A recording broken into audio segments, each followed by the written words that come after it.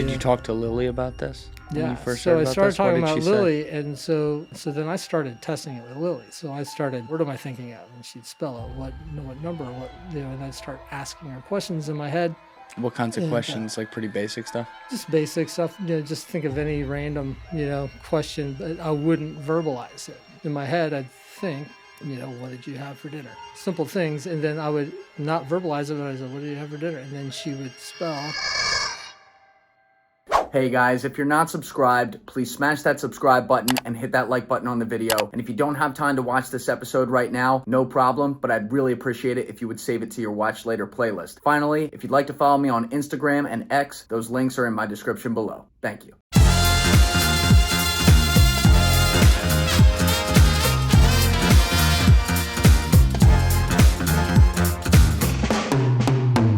Sorry we gave you a dreary day here in Jersey, Scott. I know this isn't quite like Atlanta.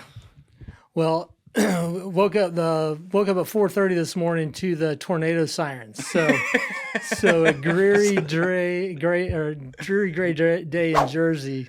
A little better than that. Yeah, it's a little better than waking up to tornado sirens. So were you taking off in between tornadoes? No, all of it passed through before even my lift picked me up. So, all right, that's good. But it was that was my wake up call. Before the alarm went off, the sirens were going. All up from there. We'll be good. Yeah. So no tornadoes. That was the day. That's how the day started. So. All right. Well, I am very excited to talk with you, and I understand this is the first podcast you've done. Yeah. So okay. I'm out of my element. So you're gonna be fine. I have no frame of reference. All right. This is exactly what I told you. It's exactly what it looks like. We just start talking and go through it. But for people out there who don't know who you are, you were featured along with your daughter Lily in the Telepathy Tapes documentary podcast series, which is excellent. Kai Dickens put out this, I guess it's like 10 episodes. Yeah. Right? And she put this out in the fall. I think there's going to be another season as well. We'll get into what the background of it is, but this was actually brought to me by the other man in the studio today, Chris. So thank you for putting this together, my man. Thanks for having me. Of course. But Scott, why don't we start at the beginning here? Before we get into everything that the Telepathy Tapes is actually looking at with nonverbal autistic kids, can you tell us how you got involved with this at all with your daughter? Like how you even first heard about this? Yeah. So it was kind of unusual. We, telepathy is not on our radar. We're just, our daughter Lily. So you said I was featured. So my daughter Lily was featured in this. We were kind of just along for the ride, but I heard you talking in there though. But I think we're involved because she wanted to be involved. We actually our initial reaction when we found out about the project, because we had a couple other friends, who you meet in the podcast, Houston and JP. They're also from Atlanta. We're all part of that autism community there. Good friends, do a lot of social things together. Our kids would be, whether it's bike outings or hikes or lake days, things like that. We do a lot of stuff together. We didn't know about the project, and they said, oh, you heard about the documentary, and we're like, oh no, what's it about? And they're like, telepathy. And we kind of had started talking about some of the phenomenon, talking about the ways like Lily and JP communicate and things like that. And, our initial thought was like, I'm not sure we really want to be a part of this project. It was not like, it's not really in our wheelhouse. We're not, trying to be public people. We're not trying to do that. We're just kind of getting through our lives, doing our thing. But more than anything, our daughter really wanted to be a part of that. She wanted to tell the world her story, her and JP's story, and how and the lives that they lead that are kind of secret. We're kind of autism. We always talk about being a spectrum. And the spectrum that we live is commonly hidden, from society. We're not out in public as much. There's a lot of kind of misunderstanding, a lot of the supports that our kids need, are not really there in everyday life. So we're kind of, our segment of the spectrum is not going to be on something like love on the spectrum. We're just, we're not going to be represented in that. So Lily really wanted to tell her story. So that's why we ultimately got involved with the project. And when we did, we started exploring it. I started testing things with Lily and just kind of gotten deeper and deeper into understanding that world. And as the unveiling of the podcast happened and getting to hear some of the experiences of other people that were featured in the podcast, it expanded our minds as well, because not everything that in our experience, we didn't experience everything that some of the other people that are featured in the podcast experienced. So this has been kind of mind opening for us as well. Would you mind giving people the context now of the telepathy tapes and what the supposed findings are as far as what the capabilities of some of these kids, and including Lily, are? Yeah, so basically that there's a mind-to-mind communication happening. No verbal. Literal telepathy, So that they're able to communicate thoughts, dreams, hopes, desires, in a non, without words. So, and that's the, and the people featured, it's not exclusive, but the people featured in the podcast are generally the either non-speaking or minimally speaking or unreliably speaking. So some, and there's different varieties or different levels, of that. Lily is, basically non-speaking. She does, make intonations, she makes sounds, things like that. She has spoken words at times past, and occasionally will approximate words. So we know there's, language there. It's part of the reason we use the word non-speaking instead of nonverbal, because she has all the words. I mean, nonverbal is the more accepted, widely used phrase or term, but she has all the words. Literally, Just can't get them out. But the speaking part, it goes to the speaking part. It goes to the expressive language rather than the receptive language. So they understand everything, take it all in, hear everything. They may not demonstrate it to our satisfaction that they get it, but they get it and they hear it and they understand everything that's going on. But not sure I answered the question. No, you did. You did. When was Lily first diagnosed? Was it right when she was born, or did it come later? Well, yeah, we did notice it, early on, and probably my wife was the first to kind of clue in, which makes sense.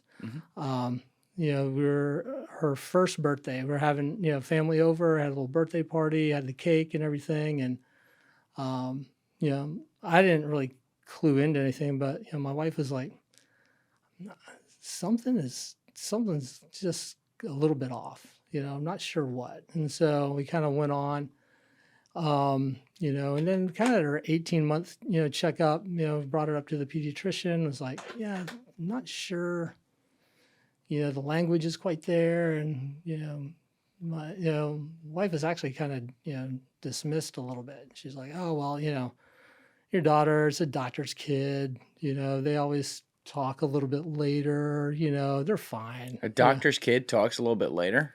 I guess there's something out there. There's something out there. Never heard that one. So it's kind of just like, don't worry.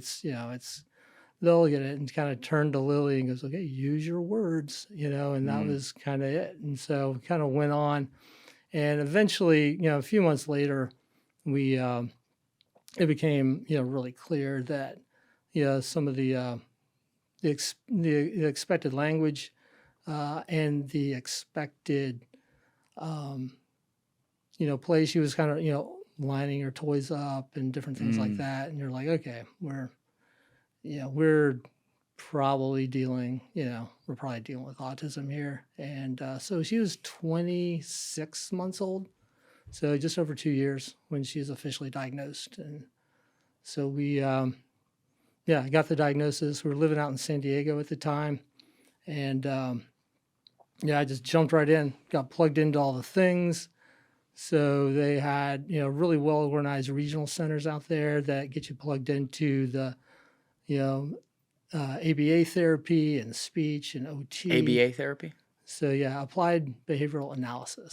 So it's kind of the mainstay of therapy that people use, and it's something that never really never really made progress with, and for a lot of non-speakers, it is hasn't really worked well for a lot of people.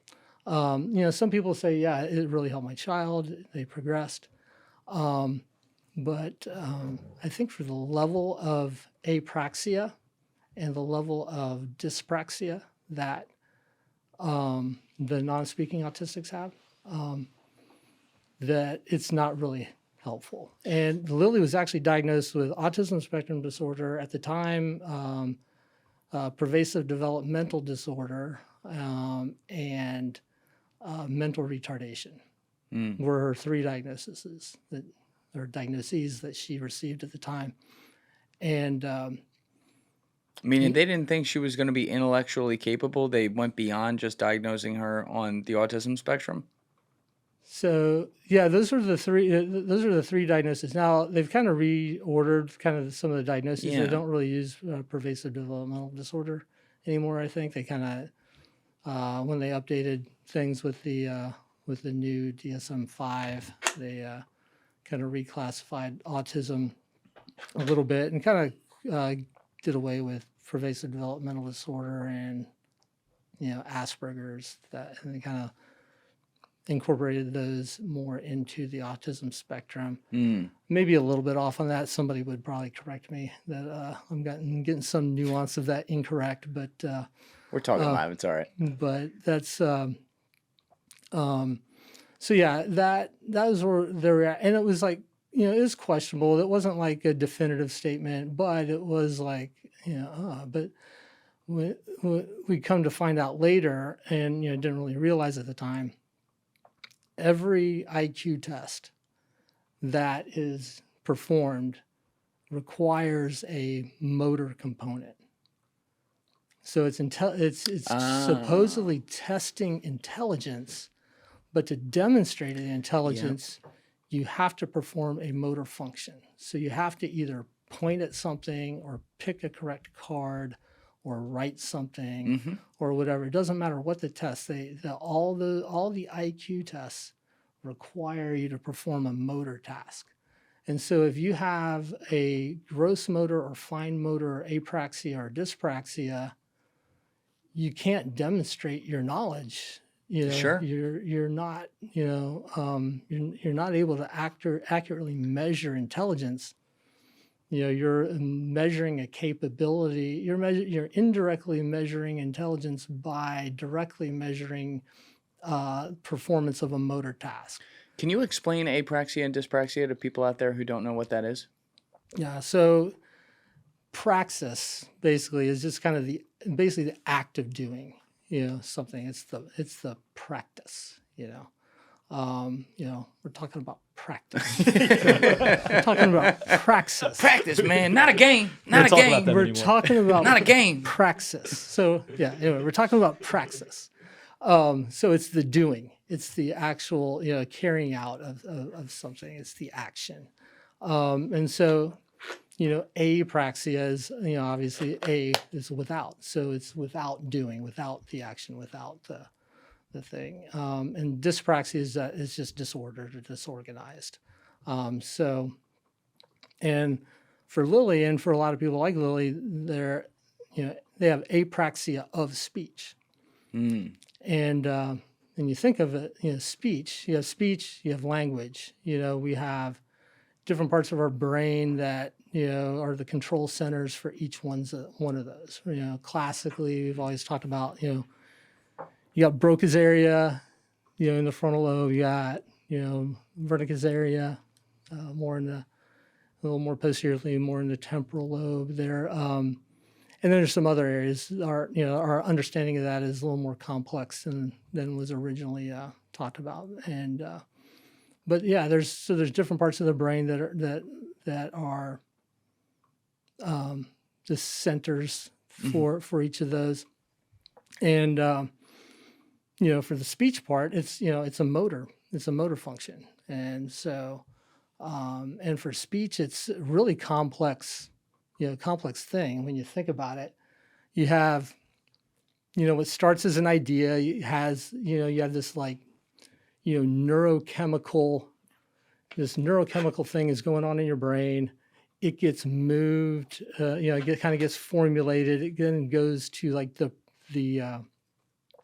premotor cortex, where the motor planning happens, and kind of put that together, and then goes to the primary motor strip to actually, perform the action. So, and you think about it, like if you sat and like consciously thought about everything that has to happen for you to say a sentence, to move air, Sure. across your lips, it's super complex. Just think about it. Like you got your jaws moving up and down, so you got all the muscles, facial muscles that are, contracting and relaxing to do that. Your tongue's moving in and out. It's changing shape. Your uvula is like, popping up and down and moving around. You got all your pharyngeal muscles that are contracting, expanding, changing their shape to form different sounds and tones. You got your diaphragm, intercostal muscles. You're moving air. You're breathing. Your larynx is like, popping in and out to modulate the air going through that, and everything is like super, a super complex thing. If you actually just think as you're talking, think about all the different things that are moving, and it's a very intricate ballet of fine motor tasks. And if you take even one of them off track, it messes up it's like a cascading effect. You can't do any of it. Yeah, so whether it's the planning or the execution or wherever it is in that step, there's multiple steps that have to happen for that. And actually, there's a really cool YouTube video. Like there's a real-time MRI of speaking that that can demonstrate one. There's actually one with Okay, we got it up on the screen. So you can see with the tongue, the uvula is popping. You see a little bit that right in front of the spine, the pharyngeal muscles moving. Obviously the lips. There's so much going on that it's just a super intricate motor. That's wild. And so those are things that we don't have to be conscious of, that we just learn. That's right. So is that something that, with these children and with Lily specifically, is that something you have to like explain? Is that something that they have to learn? Like, where does the process start? Because in some of the content that you've shared with us, like, it's really fun to watch these kids learn, and they're trying. You can see how much effort it takes. But again, that's what we take for granted. Like, where do you even start with that? Or do you start with the spelling instead? Yeah, well, that's why in a lot of cases we've,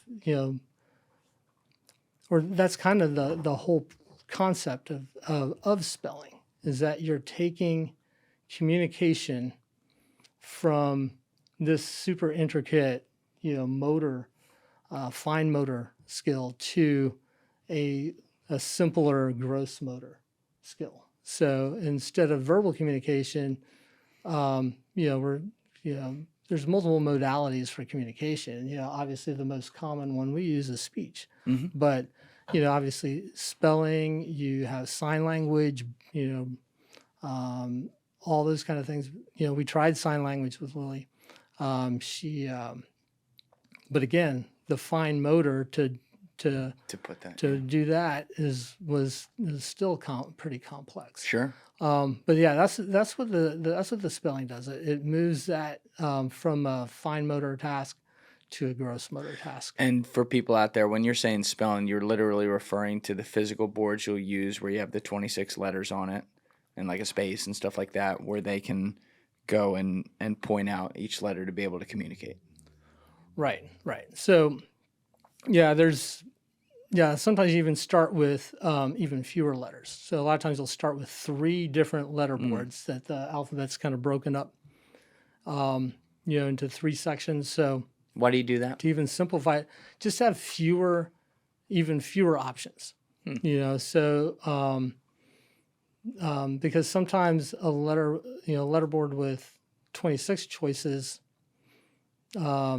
is it still can be overwhelming of a motor task to pick those and to give bigger targets. So you can have bigger targets on the same size board by splitting it up, and so pretty commonly you start that way, and then as you progress and develop those motor pathways to control. To be able to control your arm, control your finger, control your body, to be able to point to the desired letter, you kind of move up. Then you move to the 26 letter board, and then a lot of people will move to a keyboard or an iPad or things like that. And there's a lot of different varieties, and people have done different pathways, and there's a lot of different communication, devices, out there. But that's pretty common pathway. But we didn't immediately go there. We kind of went the traditional route with ABA and with speech for about 10 years. So you started this right when she was 26 months. We started it right away and worked at it, and we worked with some of the biggest ABA groups on the West Coast. We and then we moved back to Memphis, and we worked there with specialized schools. We were not confident that she was going to be able to get what she could get or what she needed in the public school, and we had her in a kind of private, kind of ABA based school, and we thought we were doing everything we were supposed to do, and people were hopeful. They would say, "Yeah, we have good prognosis that Lily would develop this or that," and that her communication and speech and all that. Oh, they thought she could develop that. Yeah, she thought that would develop with in early intervention and with intense therapy, that we would that there'd be a good chance. And as the years go on, and you see we're not seeing a whole lot of progress in those regards. So what's that like as a dad though? Because like we're talking about this obviously from the I guess like the medical journey that your daughter's been on, but this whole time, like, you're her dad. Like she got diagnosed with something very serious at 26 months that has in a lot of ways an unknown prognosis that you have to figure out as you go along. How do you compartmentalize that? Yeah, that's hard. And I probably compartmentalize it, more. Naturally, I mean, I compartmentalize it more than my wife does, but it's very, it's all encompassing, and it really,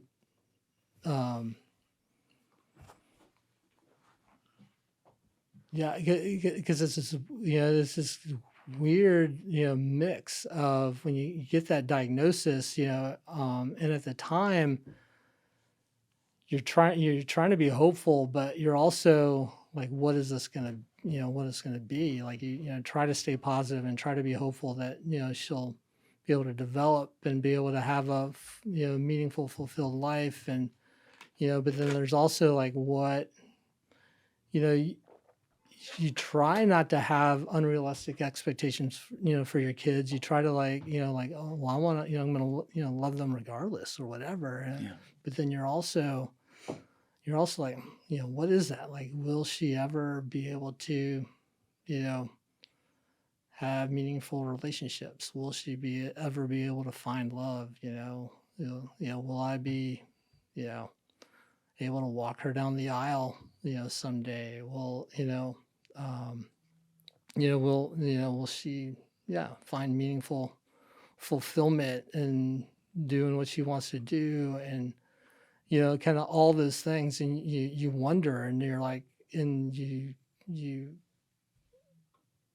change. I mean, like I said, you try not to have these expectations, but it's inevitable you do, Yeah. and it reveals like, oh, I did have all these expectations of what I thought it was going to be raising a daughter. You thought you were going to hit all these milestones, you're going to have all these, they were going to play sports, they were going to do this, they're going to, graduate, they're going to go to prom, they're going to go, go off to college, all those things. And then you kind of like, what is that? And so you're constantly dealing with this,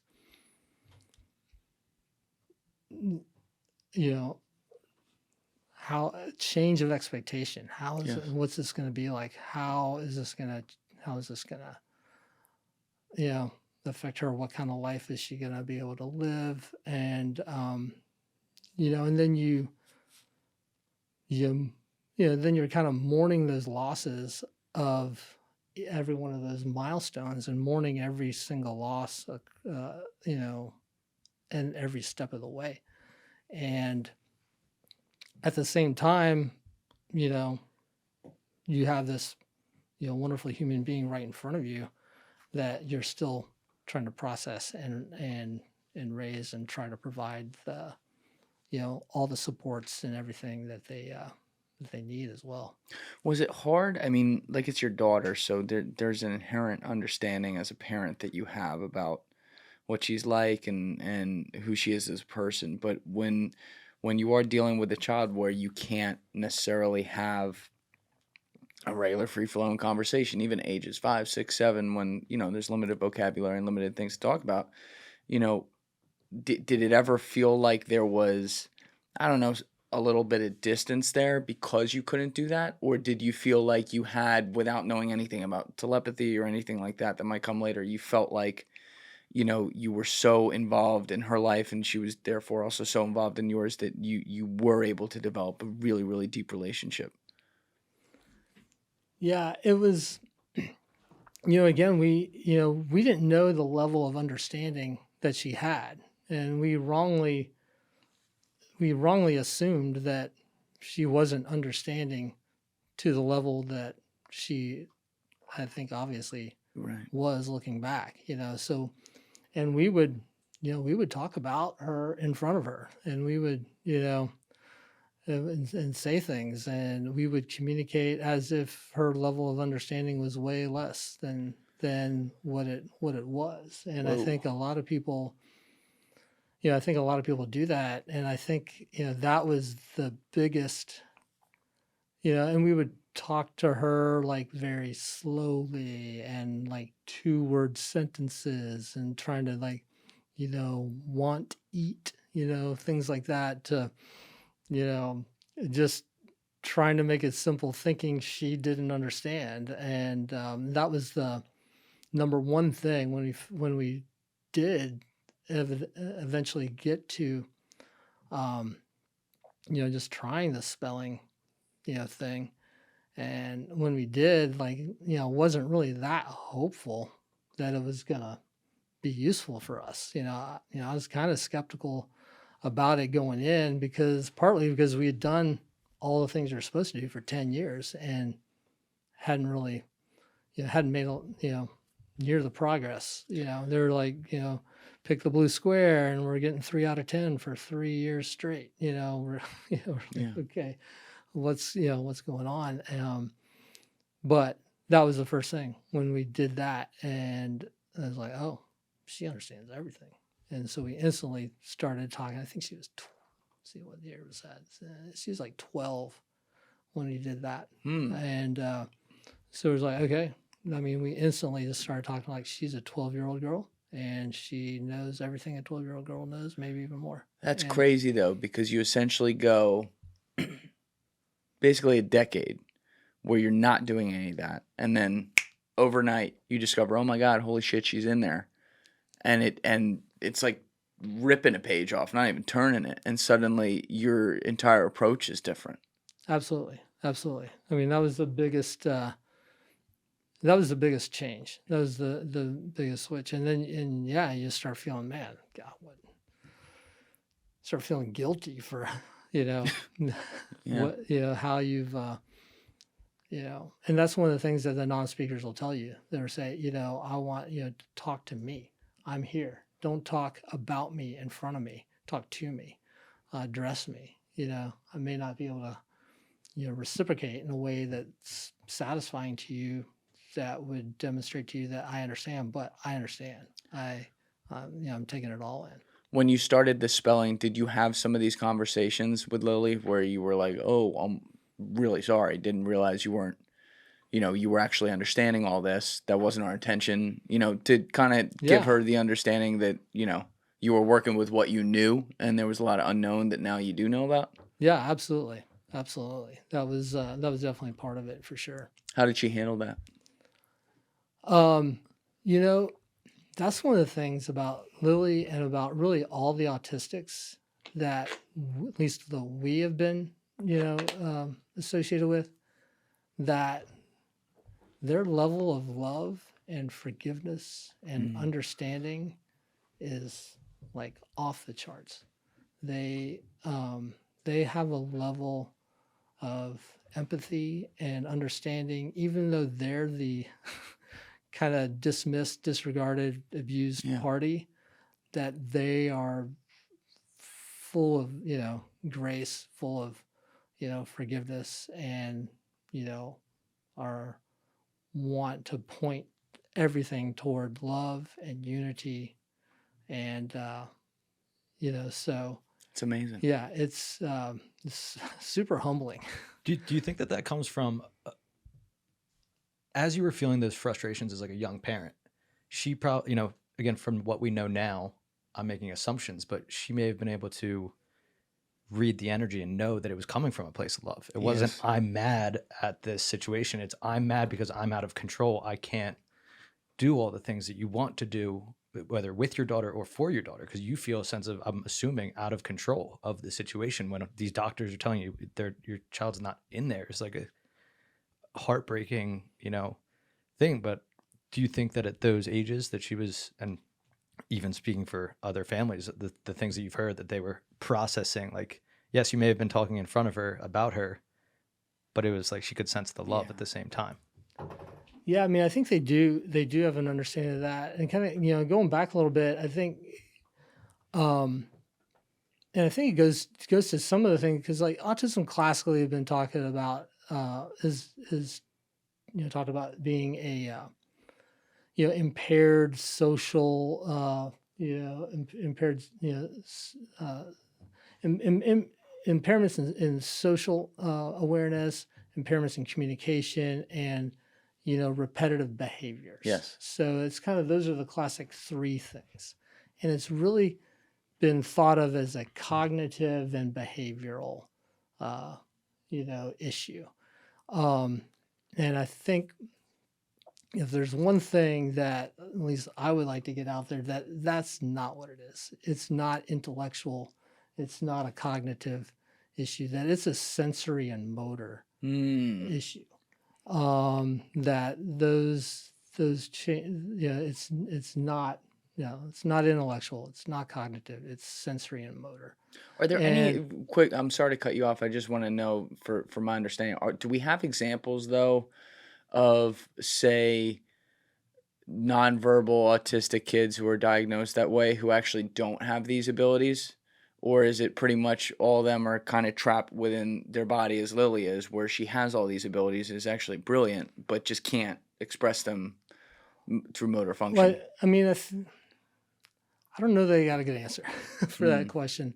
I think part of it's still unknown. I mean, I think the percentage of people with, autism are autistics, that's at least the non-speaking autistics that spell, the percentage is still pretty low. So, all I can say is that from our experience of the people that we know and our experience with Lily is that, everyone in our community, that they've all, demonstrated that there is understanding, that they, are aware of what's going on, Yeah. that they do have that understanding.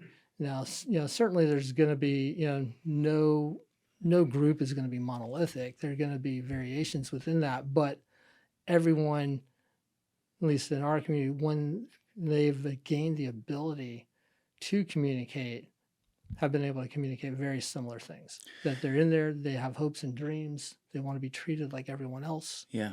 They want to be taught at grade level. They want to have all the same opportunities that everyone else their age has. Like those are almost universal, hopes and desires of all the people in our non-speaking community that have gained that ability to communicate by spelling. And so, going back, it's that's where it's lived. It's lived in like with the behaviorists, and lived with as a communication and social impairment and behavioral issues, and the treatment has been designed to eliminate bad behaviors and improve communication. And so I think that's part of the problem and part of why the effectiveness of ABA for our population hasn't proven to be helpful at all.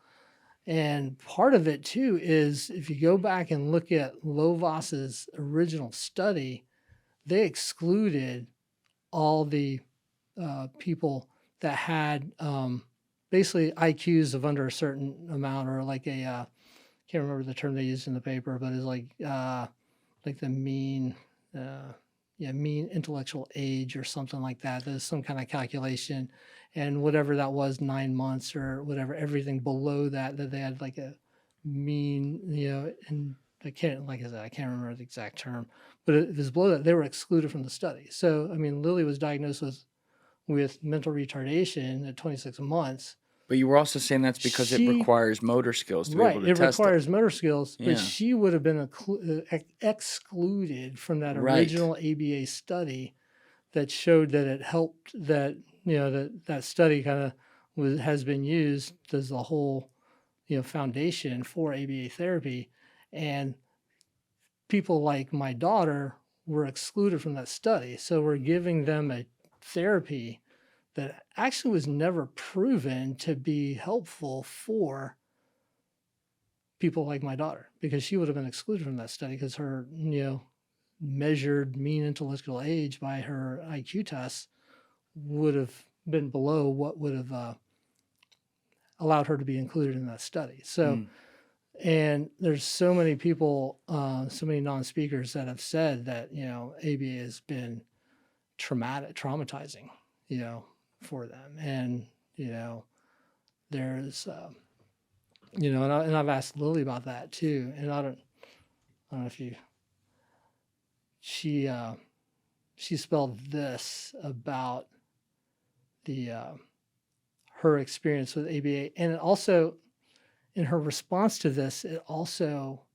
to me, points to the understanding and kind of grace and forgiveness. Why she's still explaining, because her thoughts on ABA and her experience with it was the therapists were trying to be helpful, but they were working with a flawed set of assumptions. An assumption they get wrong is that we are intellectually impaired. They assume most of us non-speakers are not smart, never thinking that all the time it was our unruly bodies that kept us from showing all that we knew. It was exhausting being asked the same question over and over and not being able to get your body to pick the correct answer. After really long sessions, I would feel very defeated. I knew everything they were asking, but I couldn't get my body to cooperate. Nothing I could do to make it better. It's also like brilliantly put right there that's as well. the thing. Everything, it's like so many things that they say, it's a sin that we looked at it this way. And again, the Yeah. culture has obviously changed around autism in general over the past 20 years, you know, as you've been dealing with this. But it's shocking. It reminds me, and I'll butcher the quote, but it's almost like there's that quote about if you judge a fish on its ability to like climb a tree or something like that. Like Yeah. And that was in one of our first conversations. You said the brain body disconnect, and even after listening to the podcast, like that's what made things really click for me, because I'm like, oh, their body's out of control. And in Jordan's rocky journey, that really drove it home for me too, where it's like he wants to climb this rock wall. Everything in him and his soul wants to climb this rock wall, but his body's freaking out and the sounds are coming out, but he is then spelling, no, push me. Don't let my body freak out. Don't listen to it. And then he named his body and everything. And it's, Yeah, I know there's an interesting story because Jordan, they're friends of ours, part of that Telepathy part of tapes. our community. No, they're not in the telepathy tapes. Jordan's not? No, he's just he's in kind of our non-speaking community, Okay. and he Who was the third one? It was John, Paul, Lily, and who was the third one in Atlanta? Houston. Right. yeah. Hey guys, if you haven't already subscribed, please hit that subscribe button. It's a huge, huge help. Thank you. So yeah, Jordan. But yeah, I know that story started when they were trying to go on a hike, and they had just kind of gotten to a point with their communication with the letterboards that they were, quote, open, meaning that they could ask open-ended questions and get, and get responses that were not either canned or not like multiple choice, that kind of thing, that you could get, open conversation. And they were going on a hike, and he said he really wanted to go on this hike, but then when they get to the trailhead, he's like, no. And they were working on, they were trying to work through this and what's going on. How can we support you? How can we do this? And he kept trying to spell out my uncooperative body as all this kind of stuff. And as you're going through it, it's so labor intensive just to get every single word out, and it takes so long. And so they tried to simplify that process, and they're like, well, what if we do, give your body a name, so when we say, when we know this, we don't have to spell out, my uncooperative body the whole time. We can we can just give it a nickname, and so his name is Jordan. He called his body Rocky. So he's like, okay, because Rocky's doing its thing. It's not doing what me, Jordan, wants to do. So don't listen to Rocky. Listen to me. The outward appearance is not matching what my desires are, and that's kind of that brain body. Just interestingly, he just in the process, because that was several years ago. That this happened, but he's kind of now doesn't refer to his body as Rocky. He's kind of, realized like, I need, integration. I'm a whole person, I'm Jordan, mind, body, and soul, and is now kind of more of in a different place of acceptance and integration, with that. And so, but that was definitely part of it. But I think it's really, really one of the better examples of what is going on and how these kids are, what their relationship with their body is. And I know for Lily, there's so many times we quit trusting what her body was, because before we could spell with her, we always had to try to go by her body language of whether she liked something or didn't like something, and whether she wanted to do something or didn't want to do something. We had to go with her body language, of what all the other nonverbal communication that we do for everything all day. Are you ever able to look her in the eyes, or does she not do a lot of that? She will, she does, and then sometimes she doesn't. Sure. I've heard some people, talk about looking, because a lot of times we're trying to get, autistics eye contact, all this stuff, because that, that demonstrates to our satisfaction that they are attentive and that they are looking and they're understanding when they give eye contact. That's something for us. That's something that demonstrates to us that they understand. You know, some people have said, I can't really look in people's eyes because it's too intense. It's like I'm looking into their soul. Yeah. You know, and some people, though, their visual fields, they take in senses differently in their visual fields. In the center of their visual fields there's so much information there that it's actually clearer for them if they kind of use their peripheral vision. And so they'll do that a lot and look out and be looking out the side of their eyes doing. I've seen that. Yeah. And using their peripheral vision. So I think they use their vision and their senses in ways that we don't really understand. But kind of going back to Lily, there's one time John Paul came over. I don't know if it was like Valentine's Day or something like that. He was coming over to bring some candy and flowers and balloons. And Lily gets there and she just starts going nuts. And she's like crying. She's like banging her head against the wall. She's knocking stuff off the counters. She's like, climbs up to the top of our stairs and just kind of sitting there and crying. And we're like, oh, so, we're thinking, oh, well, maybe John Paul needs to leave. It's just too much. It's too much emotion, whatever. And maybe she's in distress or whatever. And I go ask her, I go, what's going on? And she spells out, I'm so happy. And so here, had we not had the ability to spell with her and understand how she's feeling, we would have made John Paul leave, which then would have further, because the way exacerbated the distress that Yes. and then the exact opposite of what she actually wanted. the way that she may exhibit emotion and feeling is going to be different in some cases. Yeah. And so you have to be able to get in there to interpret that. Yeah. So I mean, we, sometimes it matches, and sometimes the outward actions match the internal emotion, but a lot of times there's a mismatch there, and what you're seeing is not what they're really feeling. Yes. We were over at a friend's house at a party, and Lily came, and they had there's a couple other girls that were close to Lily's age, and not autistic, neurotypical voice users, as Lily calls us. And they, I like that. That's cool. So they went up and we're kind of all hanging out. And usually when we go to the places, either my wife and I are with Lily the whole time, or somebody's attending to her.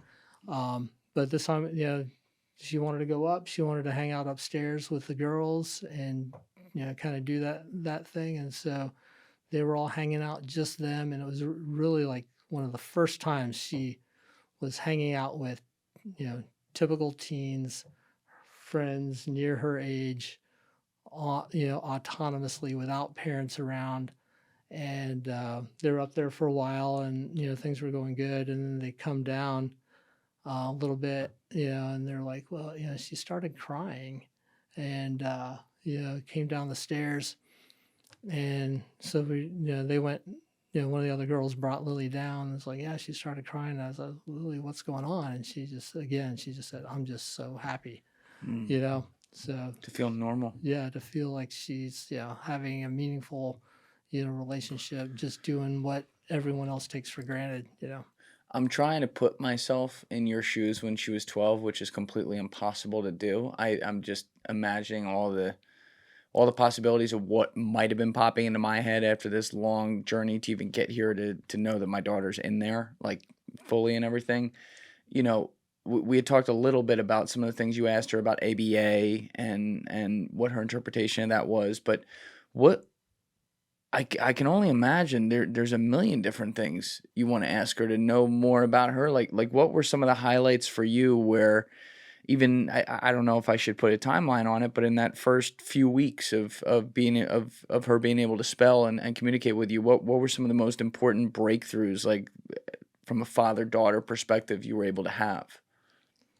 Yeah, I think the first thing, so it wasn't like,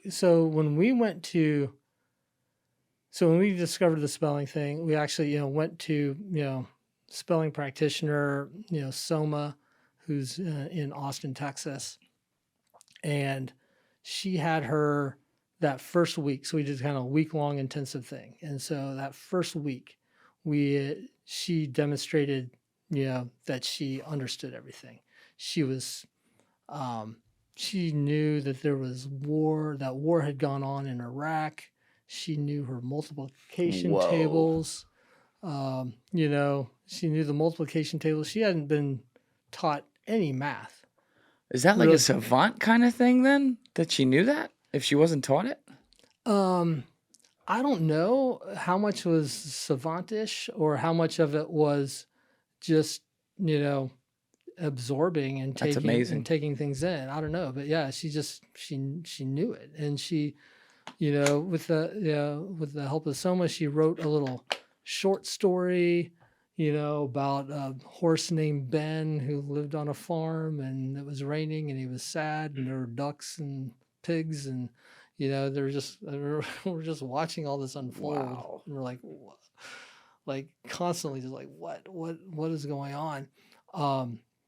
And we get back home and we're like, we bought letterboards, we got all this stuff, we're trying to learn, but we don't know what we're doing, and we had not, it was a while before we could, really communicate, with Lily, with the letterboard. So it wasn't like instantly I was able to ask her every question and find out everything she was. There was a whole process. Why did it take so long to do that? I'm thinking of it way too simply in my head, so I'd love for you to. Well, no, it is a process, and there is, kind of goes back to all the steps in praxis, so there's the motor planning and all this kind of stuff, because there's a way of helping coach the motor part and get the motor planning without it getting short-circuited and derailed. Because I think that's a lot of the issue is that and a motor intention will start and then it gets derailed, and that was kind of the genius of Soma, and her method is called rapid prompting method. And so it's the purpose of that is that you give multiple rapid prompts to kind of keep them on the motor planning pathway to the motor function pathway to be able to do the task. Yeah.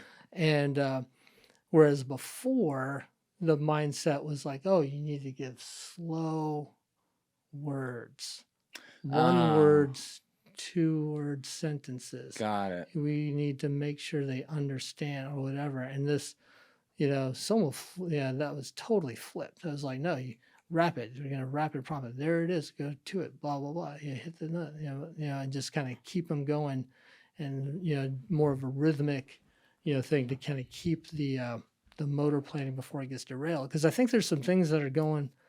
So anyway, it ends up being a process. And a lot of parents, it gets frustrating because the spelling practitioners will be able to spell with their kids with a lot less effort. I think there's a lot of also, emotion and, other things that go on with the parent-child relationship, that there's just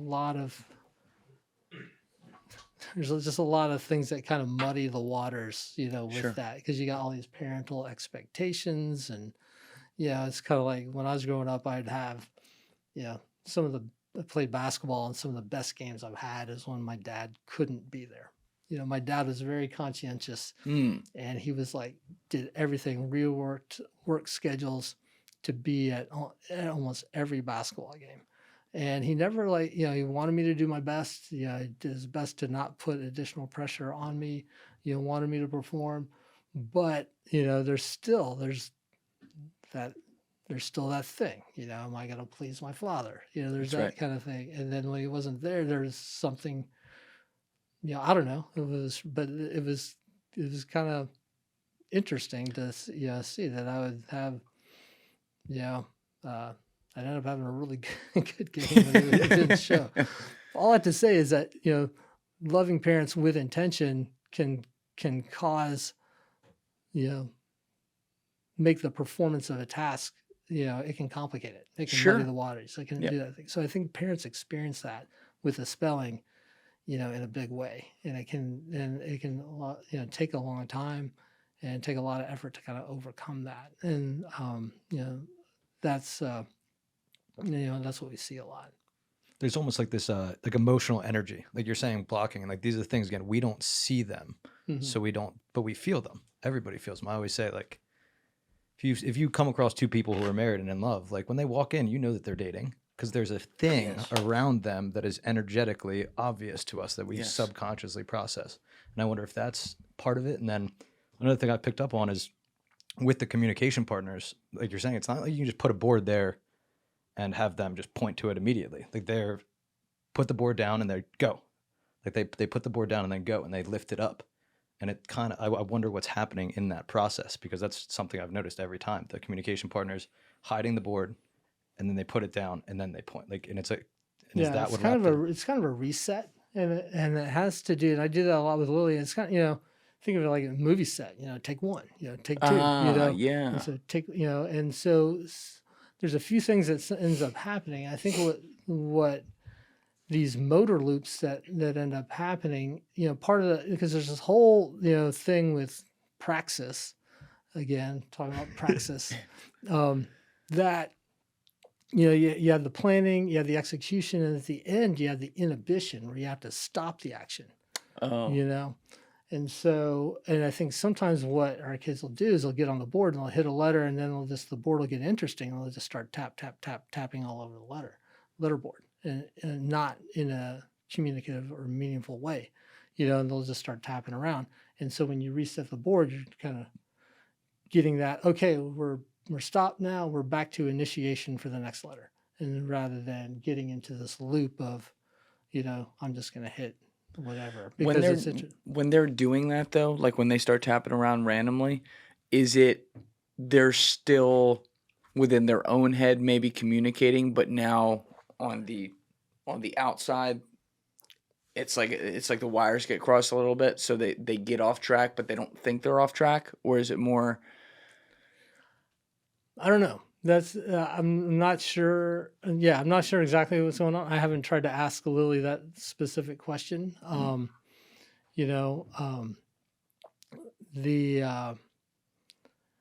I do think there's something to the inhibition part that's not happening, and so they've got the motor plan, they got the letter they needed, and then the inhibitions part to stop the action is not it's not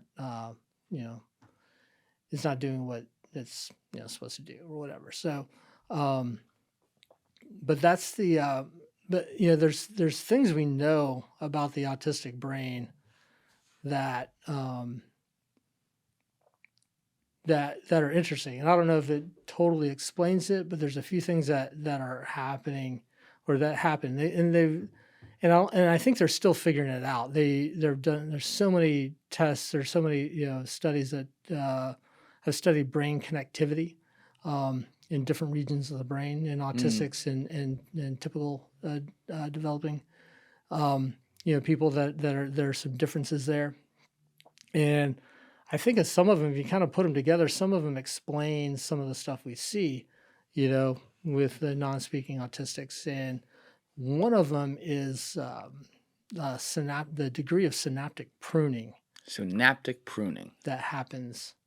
So the synapse is that point between two neurons where they communicate. So it's like that gap. It's that space in between. Yeah. So this neuron fires, it releases the neurotransmitters. So you got all the neurotransmitters, they bind to the next neuron. Those are the neural connections, are the synapses. And so in brain development, and actually if you look up the synaptic pruning, autism, so normally, in development, the infants are developing all these neurons. You overdevelop the number of neurons that you have up until about 2 years of age or so. Yeah, maybe look at that. Yeah, the first one there. Oh wow! Okay. So what happens is, basically that's all the neural connections, in your brain, and they develop them by 2 years. You got this dense, you got Peaks then. you got some peaks at about 2 years or so. I mean, there's a range, but 2 years, and then over the next 10 to 15 years, there's pruning that happens, and so the neural pathways that get used a lot get myelinated and developed, and then the ones that don't get used as much get pruned away. And so you have all this all this synaptic pruning that normally takes place. And in autistics, so normally you get about 50% of those synapses are pruned over time, Okay. over adolescence until like late, mid to late adolescence. And then, but in autistics, there's only about 16% get pruned. So, so you end up with all these additional neural connections and side roads. Complicates And, things. so you have this really complex, network of neurons and synapses, in the brain that don't get pruned. So you got a lot of side streets, a lot of side roads. You still have some big, super highways, but, the super highways are probably maybe not as, super highway ish, and then you got a lot of side roads and a lot of things. So I think, to me, that's interesting. Is that, does that explain some of the stuff? Is that why some of the rapid prompting method works? Because it keeps you on the main road and keeps you from taking a side street. That makes sense. Is that? I don't know. But that could be, that could be something. There's also, they talk about differences in brain connectivity. There's been, some earlier studies that talked about maybe increased connection over short distances and decreased connection over long distances. So you have a lot of, activity, like maybe within the frontal lobes, but then translating that and getting that signal down to the brainstem and then to the rest of the body. There's been studies that show, kind of decreased connectivity over longer distance. There's been some more recent studies that kind of muddy the waters a little bit, or I think they're still trying to figure it out. And there's also studies about on the sensory side, that there's differences on the sensory side from the cerebellum and to the higher parts of the brain and processing senses differently. So there's been a lot of work in kind of trying to understand this. I don't think it's a clear picture, but if you have decreased synaptic pruning and decreased brain connectivity over longer distances, that kind of explains a lot of the praxia and the dyspraxia that we see. And then combine that, there's been studies that talk about kind of hyper functioning amygdala, and that amygdala is kind of that drives that fight or flight sense of the the autonomic nervous system. And so you have that, your amygdala with a hair trigger to go into fight or flight, and that sometimes the sympathetic side, which is the fight or flight, and then the parasympathetic side, which is kind of the rest and digest, gets in balance. So you get over, the sympathetic side, the fight or flight is kind of overexpressed, and the rest and digest, the parasympathetic, is underexpressed. And so you kind of get that combination where you get the senses are taking way more senses in, and you get easily jumped into fight or flight. You get into this dysregulation. Sure. And so there's a lot of things going on. And, I think understanding that is important to figure out how to support, how do we support these kids? How do we provide opportunities? How do we provide environments that let them, function to their full abilities? And I think that that goes. We'll see. The other thing that's interesting on the sensory side is so many of these kids have synesthesia. Where they see colors and when they hear things and stuff like that. Yeah. So like two different senses are combined. Yeah. And that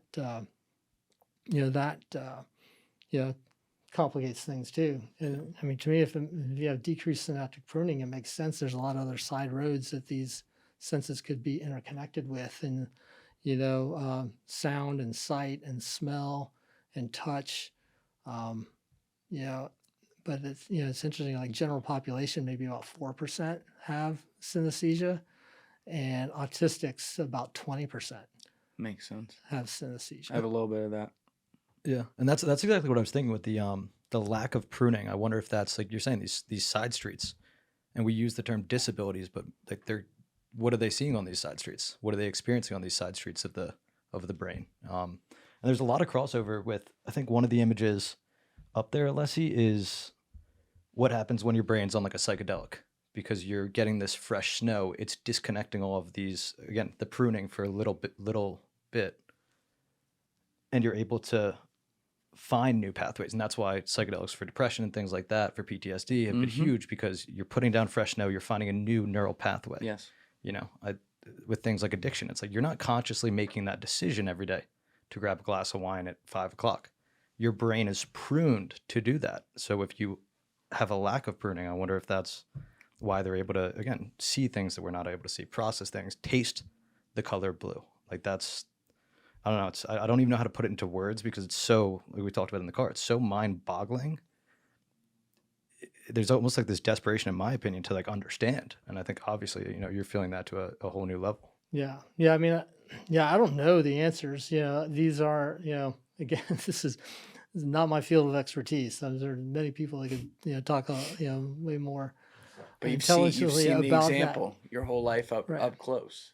But it does make you wonder, are some of these savant skills, is some of this stuff with telepathy, is that tied into the the differences in the neural network that is that are more prevalent, maybe not not exclusive, but maybe more prevalent in autistics. I mean, I don't know. I think these are conjectures, but interesting things to think about. But Lily never mentioned anything directly as you guys were learning to do the spelling correctly and communicate with her, I guess, over a 1 to 2 year period, something like that, after you first figured this out. She never mentioned that, she could read someone's thoughts or anything to that effect. No, she didn't lead with that. What'd she lead with? No, she just talked about what her thoughts and hopes and desires, what she wanted to study, things like that, and I remember one time she was with one of her spelling partners, and her spelling, one of the practitioners, and they asked her, "What do you want to study in college?" or what do you want to study? She's like, "You're thinking you're going to give a one-word answer on a specific subject," and she was like, "Probably math, because it's ridiculously easy." That was her response. Amazing. She had another time working with the same person, and it was so great. And that person is so great with Lily. And they were doing this lesson on what was her name? Paleontologist, England, Mary Anning, I think. She's a paleontologist from England. I can't remember, probably in the 1800s, something like that. Probably getting all these facts wrong, but anyway, she was Close enough. Basically her father. They lived on these cliffs, and her father would rappel down and dig into the cliffs and pull out these fossils, and then they sell them at the roadside. And and so she would do that with her dad, and then her dad passed away, and they had kind of lost income for the family, but they had like those little novelty shop, tourists would come in and buy these little things. That's how they supported the family. So she kind of kept doing that after her father passed, and eventually got to where she, I can't remember. She actually like maybe found a full fossil of a dinosaur or something like that, or put, pieced together one, but just kind of, and got well known in the paleontology world and that part. And so she was spelling with this person, and they had gotten to the point, they kind of asked her, well, what would you do if you had to do that, like and you had to kind of support your family, and what would you do to support your family? And she's like, I would sell my brother's toys. Businesswoman. So, and then later they asked her, what would you do? Oh, so they wouldn't they wouldn't let her publish because she was a woman. There's like, you can't publish, we're not going to let you publish in our journals about your finding of this full fossil of this dinosaur. Or It's some interesting rules. And so I think my daughter was like 13 at the time. And so she was like, what do you think about that? And so we're kind of in the back of the room. They're up at the table, and we're kind of sitting in the back about 10 feet away. And so we can kind of see how she's spelling. And so she just spells B-U-L-L.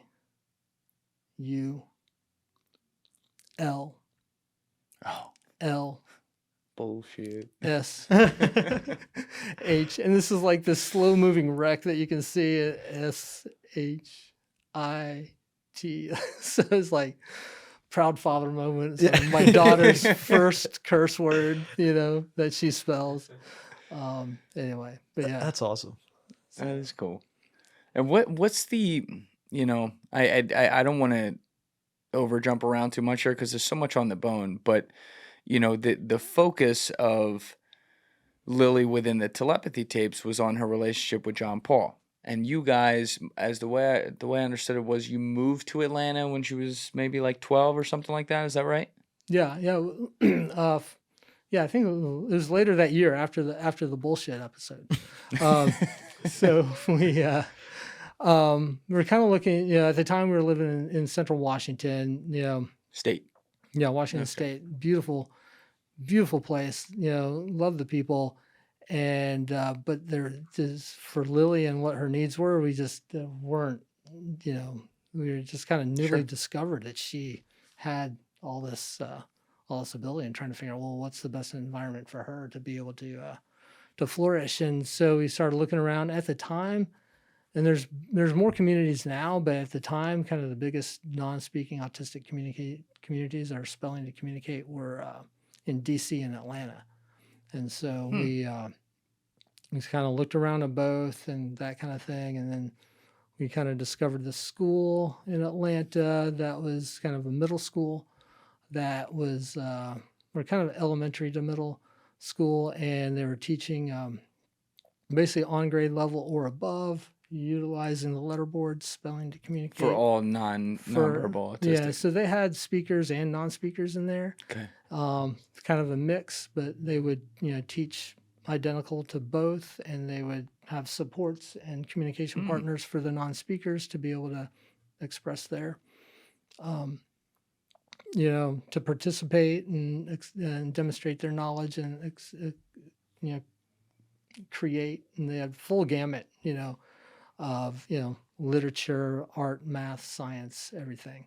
And so we went to started looking around and checking that out. And that's I think one of the stories in the podcast, kind of a formative story of JP and Lily's relationship, is when we went there to visit. We had the trip down there was just total disaster, and how we actually trudged through and kept going and ended up making it was, I don't know. I question my sanity, for doing what we did to get down there. Did you drive from Washington State? We flew, but for some reason, can't even remember what it was, or my work schedule, or this, that, or the other. Karen and Lily were going to fly down to Memphis where her family was. And then Drew and I were going to come, or I was going to come down the next That's your son, day. Drew? Yeah. I was going to come down the next day, or something. I can't remember. But anyway, Karen and Lily Lily got dysregulated on a flight, and ended up making contact with another passenger, and then they got booted off the plane. in Dallas. And so then so they'd flown to Dallas, and then they had rented a car driving to Memphis Wow. from Dallas. And I think I flew in the next day to Memphis, and we met there, and then we drove down to Atlanta. Makes no sense to me now. I have no idea what our calculus was on how we planned that trip then. I mean, I guess I'm completely suppressed it or blocked it. I don't know, but it made no sense. It made no sense. It was a disaster. But we made it down there. Like literally, we drove almost all night. We get there in the morning, in time to we kind of check into the hotel, kind of reorganize, and then show up to school like at 9-10 in the morning to visit the school. And so while we're down there talking to the principal of the school, Lily goes to one of the classrooms, just to check the classroom out situation. So goes in there, and she was just new environment, just really dysregulated, and the teachers are like asking her all these questions. How do you feel? Blah, blah, blah. And she's like spelling some, but is like getting dysregulated. And what do you mean when you say dysregulated? Well, this means basically you kind of, you get, sometimes it's a,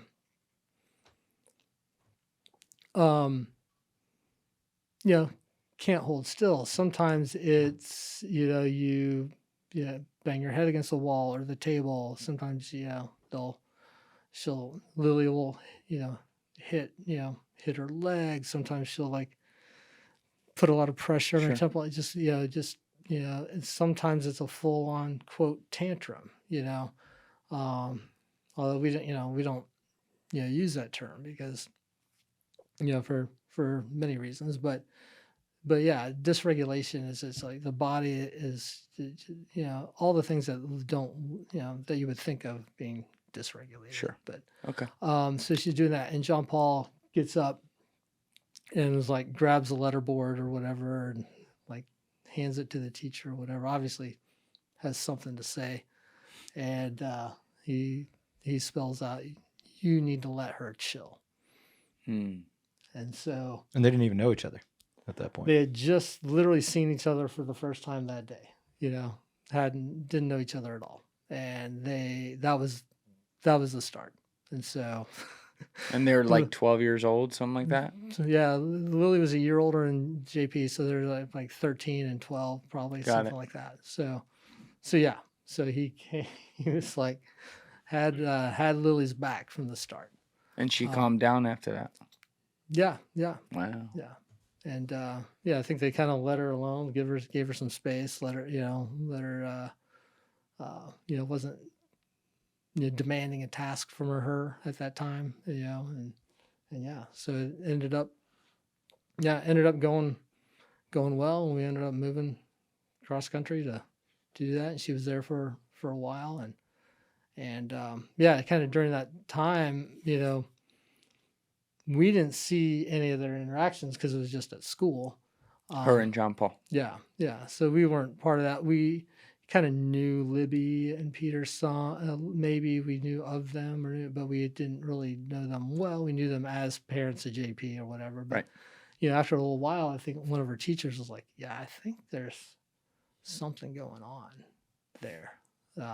There's more than, just they're two students. There's something actually, going on there. And then kind of, as things progressed, they were like, started communicating that they wanted to be boyfriend and girlfriend. And, wow. At one point, Lily spells, as we're kind of going along, she goes, can JP wife me?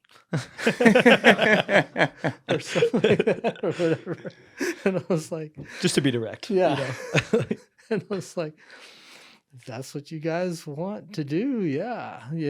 And so we had, so that kind of progressed. And then we had instances where, Lily would come to me and be like, can we see JP today? And so I'd text Libby and go, hey, Lily wants to know if, you and JP can, he and JP can meet up. And, Libby would be like, oh my gosh, John Paul just brought me his shoes and clothes and asked, can we go see Lily? Like at the same time.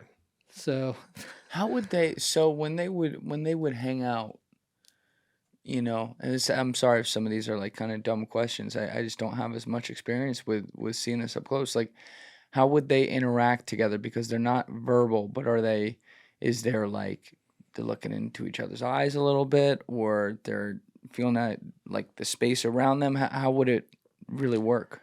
I mean, sometimes, yeah, they'd be looking at each other. Sometimes they'd be like holding hands. Sometimes, like, JP was always smelling Lily, like smelling her head or whatever. JP or Lily was always hitting JP. So it's kind of, it's funny to watch. And then there's other times where they would, like, sometimes we get all together with a lot of different people and they would be just kind of pass each other and do a high five, or just in different parts of the room. Or sometimes it'd be like they didn't even spend a whole lot of time close together in proximity, but they were in the same room or across the room or in two different adjacent rooms.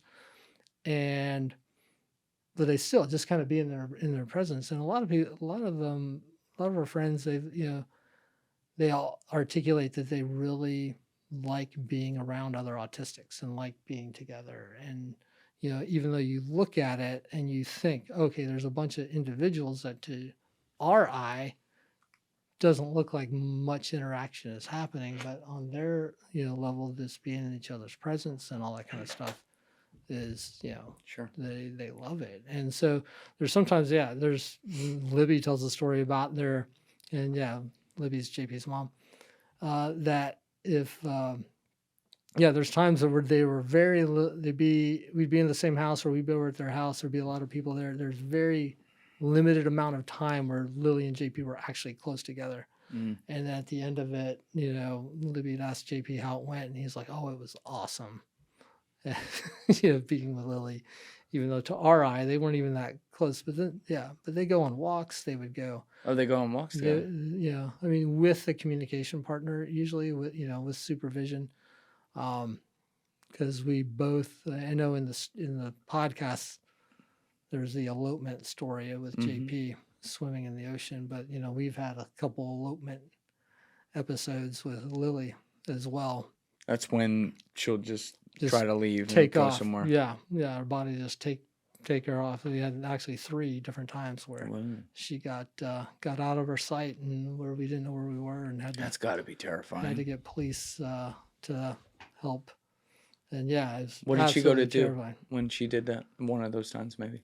Well, one of those times we had been talking about, okay, we're going to go out to eat. We're going to go, and all this stuff. There's a lot of people around, and I don't know, someone left a garage door open or different something like that. And while they're kind of gathering everything and going, I think Lily got the prompt that, hey, we're leaving to go eat. And so she walks out the house, walks down the street, walks down the hill, walks down to one of the busier intersections in the town. Oof. And fortunately somebody found her, and that was a short-lived one.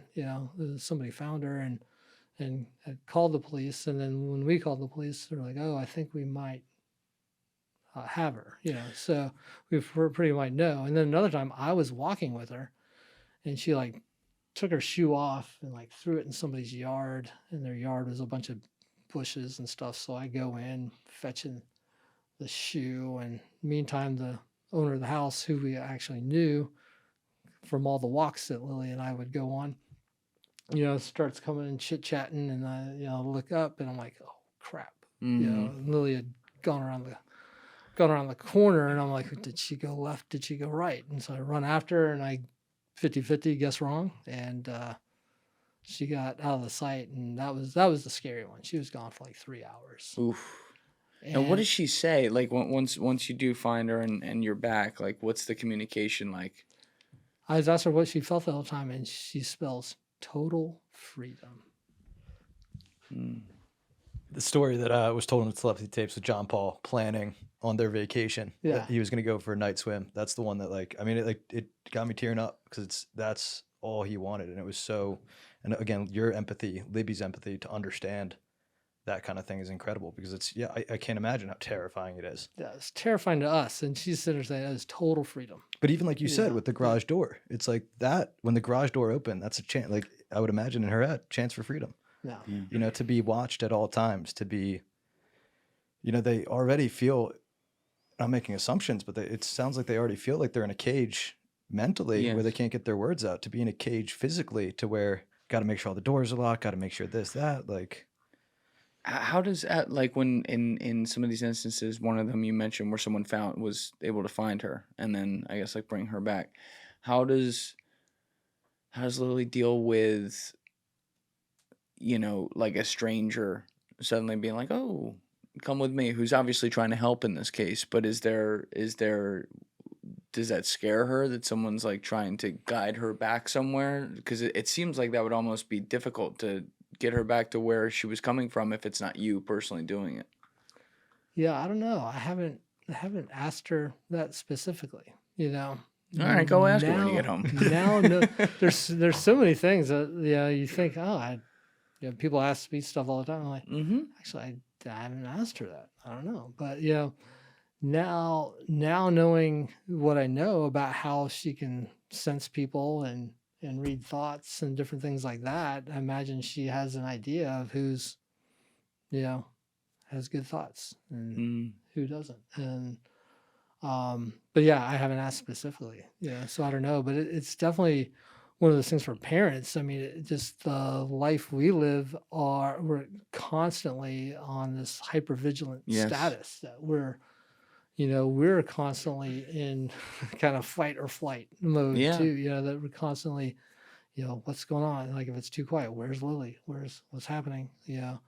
Yeah, this story Chris was referring to as well with JP in that scenario where he left and went for a night swim. You know, we're also talking about a kid who's like 6'8", or something like that as well, and his mom's supposed to be watching him 24/7. I think she had a great quote in there where she said, you know, I'll sleep next to him and everything, but that's the thing, like you fall asleep, you're a human being, and he might just get up when you're doing that, and he could go somewhere. Like I can't imagine.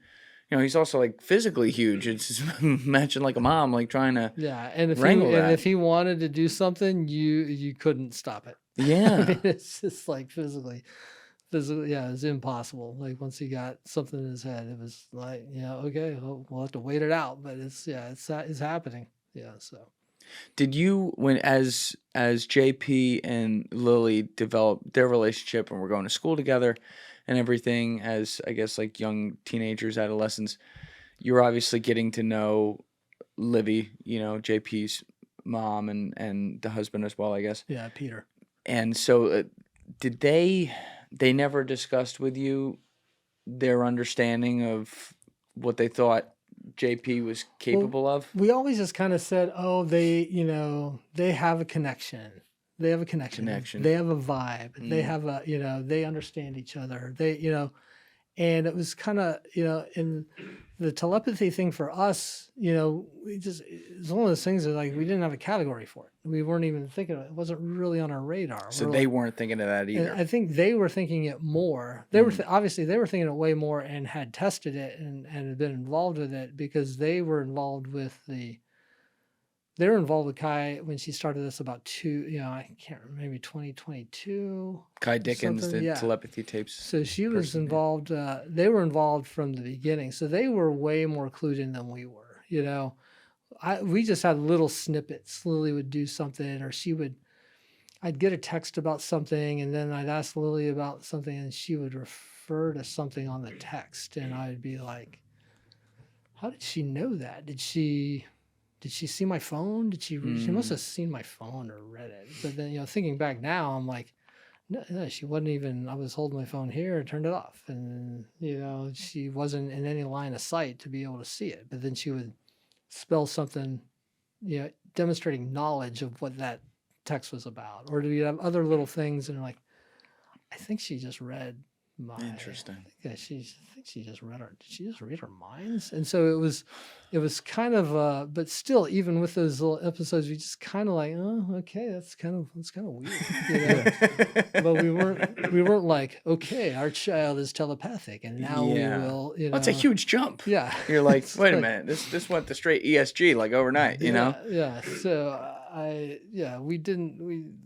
guess we're kind of slow. But we were slow to pick no, that I wouldn't think that. It's your mind doesn't go to something like Yeah, that because we've been programmed to believe, perhaps even righteously so at different points, that something like that is hypothetically impossible. Like that's not of this earth. It was the realm of it was just the realm of sci-fi. and Yes. the realm of psychics, and and it was not. Yeah, it was not on our radar. And you never know to look for it. You know, you Correct. never know to like. It's the example that popped into my head is like if you, and again this is different. This who knows if this exists, but like if your child pops up on the other side of the house, your first thought isn't they're teleporting.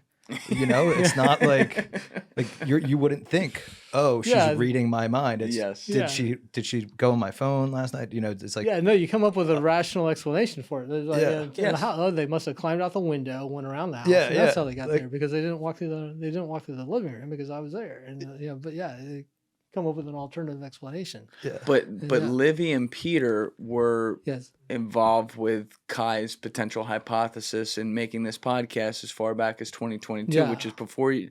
I'm doing the timeline in my head. Obviously, it's before you ever had the conversation with them. So when they got involved with this, even though you guys are so intertwined in each other's lives, you both have children who suffer from the same exact disorder. They weren't discussing it. Libby was always saying I know they talk to each other. I know they have a connection. I know, they communicate. And we were like, I believed it. I was like, it wasn't like I didn't believe it. It's like, I believe, they have a communication, that they have unspoken communication, unspoken bond, all that, totally was like, yeah, I'm on board with that. It's just like, but to the level of Sure. what was happening, it was just not, my brain didn't have a category for it. Sure. But so that's why I always say, we knew they had a bond. We knew they had a vibe. We knew whatever. They communicated on whatever level it was.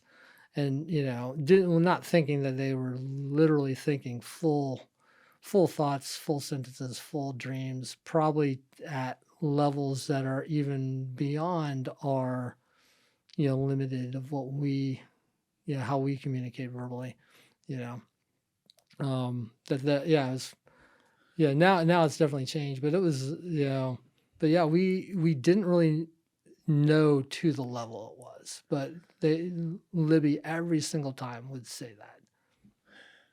What really blew my mind about the full series that Kai did is, number one, she had a psychologist and then at a different point various scientists who were part of these double-blind experiments where they would, I guess that's what you would call them, where they would go to where some of these nonverbal autistic children were and run these spelling tests and do it in a way where everyone was satisfied that there wasn't any type of signaling, or as you described earlier, like the phenomenon of like moving the Ouija board, if you will, or something like that to try to get the intended answer.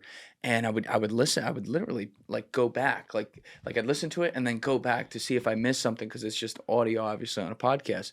And these kids would seemingly get it right, and they'd be able to read what their parent was thinking. And it's so amazing to me because it's this potentially untapped thing. But on the one hand, you have all these different parents around the world, because she was going to different countries and stuff like that, who are experiencing the same phenomenon, or at least thinking that maybe they're experiencing the same phenomenon with their children who all suffer from the same affliction. And then on the other hand, you have, let's say, like the academic science community, who it seems to me in response to this podcast are just completely shutting it down and not willing to at least look at this. And Kai made a great point in one of the episodes where she was talking about how scientists have seemingly accepted the whole Savant syndrome, where a child who might be autistic could just suddenly be like a math genius without any training, or be a music genius on an instrument without any training. And that is something that is clearly given to them from the universe, if you will. It's not natural. It doesn't have a natural explanation, and they're okay with that. But when we start talking about another version of something like that, in this case, it would be maybe communicating without talking, telepathy, they seem to be like putting the kibosh on it. Like, no, we don't even want to hear it. Does that frustrate you as someone who's now, we'll get to when this really got on your radar to where you were looking at this, but does that frustrate you as someone who seems to have been able to see someone like JP who can do this, and then see it through your own daughter who can seem to do this? Yeah. I mean, it happens at two different levels, now, because we've kind of gone through two, kind of two big, moments of like, ontological shock with Lily. And, one of them was when she started spelling, Right. and everything was in there, kind of that whole, our mind was blown and our whole world shifted. And then again, now with understanding that, she communicates mind to mind. She communicates telepathically. That whole thing was kind of a shock as well. And I mean, it's one of those things we have, there's, and even the science community, though, it's not a monolith either. There is some segments of it that the idea of scientific inquiry, the inquiry and the inquisitiveness and the exploration of the unknown is kind of dried up, and we study what we can prove. We study what we can fund. We study, we study what we can get funding for, and we study what we can get a positive result for. And we've lost the scientific inquiry part, but then there's others that are studying it, and they get shut down though a lot, right? Some do, and some do, and Dr. Powell certainly has had that experience, for sure, and some is really shut down. But then you got other segments, because you got major universities that are also studying telepathy. A lot of them are doing it more on the kind of brain computer interface, level, similar to like, the Neuralink, Elon Musk, right. Neuralink, but, they're doing stuff, DARPA, there's DARPA programs that are, took the words out of my mouth. that are doing studies like that, exploring. They were talking telepathy. To dolphins in '91 at DARPA. That's all I'm saying. And there's like UCLA, Stanford, UCSF, Mayo, like major places are, doing a lot, and there's a lot of others too, I'm sure, doing like, trying to come up with like telepathic helmets, so you don't have to have verbal comms in battle, where they can just put the sensors within the helmet that will detect the thing, because every thought and all the like, it's again, you have neurochemical information happening, and it produces a electromagnetic, It's energy. Yes. it produces an electromagnetic signal that then can be detected. And they've done that where they either EEG, or even better, they got like electrocorticograms, where they literally put the electrodes on the cerebral cortex, and that gives a higher resolution of the signal. And then they have either the person think of a thought, think of a letter or whatever, and then the sensors pick that up, they encode it, and they reproduce the letter on the computer. And the problem with that is you got to like do a craniotomy and take the skull off and put the probes right on the cerebral cortex. So I think Meta actually just last They week did a study, non-invasive, if you want to look it up. Yeah, but it let's find predicted, this. they had people typing, and it predicted at like an 80% clip what they were going to type. So it's like they gave them a script, but before their hands even touch the keys, they're all wired up on the outside of their brain. So at one level they are studying it, and on another level they're shutting it down. Depending on the context. Depending on the context of what it is. And that was a great point, Julian, that you said, is like, it's fully accepted with a traumatic brain injury that somebody wakes up and starts speaking French. It's fully accepted. Right. I didn't even think of that. Yeah. So it's, why are we picking and choosing, Yeah. You see the one I posted the other day, the lady who woke up with a Chinese accent? Yes. Yeah. Exactly. It's like They're like, say battery charger. Battery charger. She's like British her whole life. yeah. All right, so let's see. Which one are we looking at here? This is the one Meta did. Should we do this third one? Is that right? Yeah, let's do that one. Gigazine? Yeah. All right, so Meta announces technology that uses AI and non-invasive magnetic scanners to predict input text from brainwaves with up to 80% accuracy. I guess this is just like a... Oh, go down. I see it. Go down a little bit. Right there. All right, so building on previous research in decoding image and speech recognition for brain activity, Meta has announced a study that decodes sentence generation from non-invasively connected brain waves. In the study, they were able to accurately decode up to 80% of characters and reconstruct complete sentences and brain signals alone. Another study published by Meta details how AI can help understand brain signals, explaining how the brain effectively translates thoughts into sequences of words. Every year, millions of people suffer from brain injuries that can prevent them from communicating. Existing approaches have shown that communication can be restored through neuroprosthetic device that send command signals to an AI decoder. This is getting Brave New World out here. However, invasive brain recoding techniques such as stereotactic I'm not even going to try to say that, and another one I'm not going to try to say, electro something, require neurological intervention and are difficult to scale with non-invasive approaches, have typically been limited by the noisy complexity of the signals they record. In the first study published by Meta, they used MEG and EEG non-invasive devices that measure magnetic and electric fields caused by neural activity to record 35 healthy volunteers as they type sentences, then trained a new AI model to reconstruct the sentences from the brain signals alone. The AI model was able to decode up to 80% of input sentences from MEG recordings of participants' brainwaves as they typed, which is at least twice as good as EEG-based predictions. Wow. That's wild. So I mean, Zuckerberg's computer can do it, but our brains can't. That's what I'm saying, and it's there. Alessi, can you actually pull up the Wikipedia page of the telepathy tapes? Because I want to read one of the guys who like broke this down. Because part of my issue is you also weren't there for the experiments, so how can you properly break down whether or not they were legitimately tested or not if you weren't there to oversee it, which actually would be an argument against them and for them at the same time. It's like you almost can't do it. But if you scroll down, Alessi, there's a section I think called like controversy or something like that. That's all we got, I think. Wait, go up. Oh, down a little bit. All right, so here we go. That's it, the Vise part. So after seeing the short video clips from the website, both Jonathan Jerry of the McGill University Office for Science and Society and psychologist Stuart Vise independently concluded the tests are derived from rapid prompting method, a variation of the scientifically discredited technique of facilitated communication. For Vise and Jerry, with the parent holding the board that the child needs to point to construct a response, or holding the child themselves, the most likely explanation is that the parent is steering the child to the correct answer, consciously or not, through the ideomotor effect. About facilitated communication techniques, the American Academy of Child and Adolescent Psychology states that, quote, studies have repeatedly demonstrated that FC is not a scientifically proven valid technique for individuals with autism, unquote. The American Psychological Association and the American Academy of Pediatrics also published position statements against their use. The Association of Science for Autism Treatment issued a statement supporting Vise's conclusions.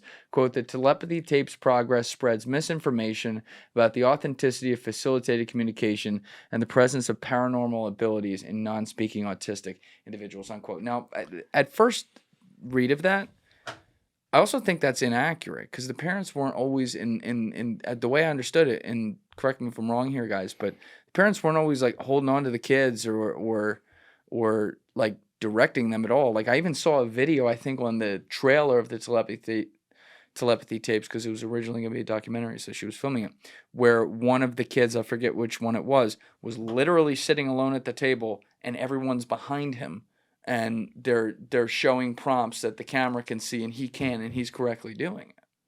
Yeah, no, I mean that right there is kind of the rub of where we are with the spelling and whether and the authenticity of it, and kind of going through. And I think I think episode 8 of the podcast kind of talks about the whole spelling controversy and kind of the levels and kind of the generations of spelling, and starting with the facilitated communication. And so, and that's the one, there's supportive typing, and Supportive typing? Yeah, that was kind of a form of facilitated communication, where, and that's kind of the earlier methods where they were taking different people, and it was this in the physical support. And so what people do is, the idea behind that is you're providing proprioceptive feedback.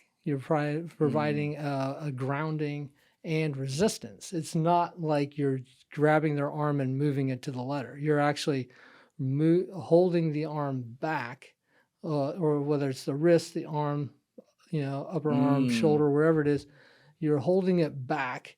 You're providing resistance, because part of the issue with, at least, my daughter and a lot of autistics are, they don't feel their bodies. They don't have a sense of where they are in space very, very well. They, I mean, some of them even said they didn't know they had a body. yeah, as Akil talked about, didn't even know he had a body. But yeah, my daughter recently just said, I hadn't felt my body in 10 years.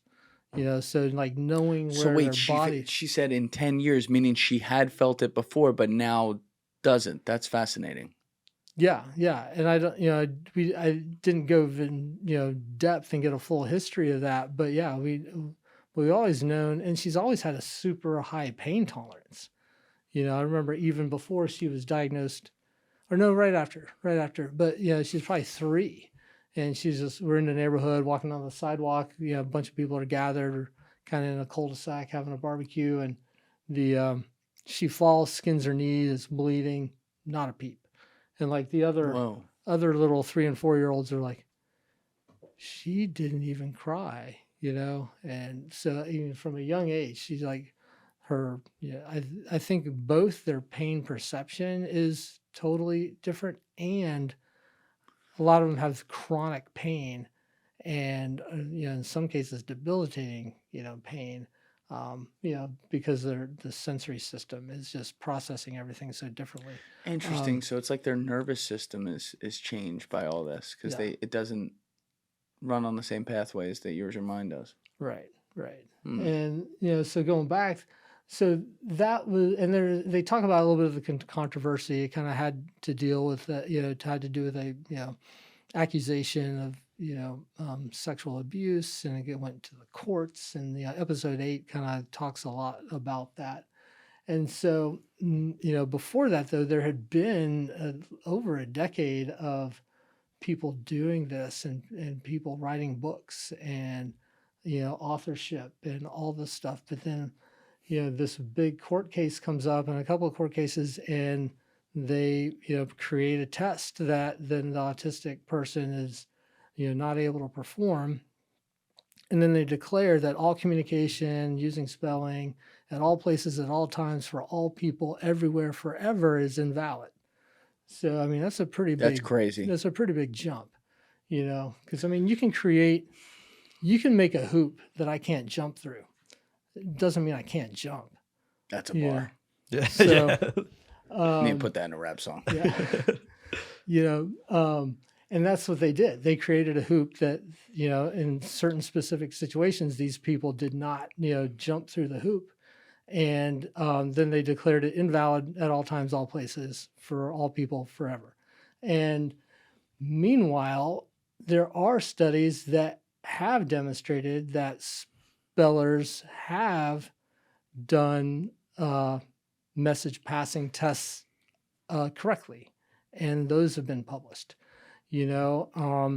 So, and kind of at every step of the way and so that's the big sticking point with all this is authorship. Is this true authorship from the speller, or is it 100% control and, manipulation and influence from the communication partner? So that's the rub, and authorship is the main issue. And so they've basically said no, 100% non-authorship all the time, everywhere, forever.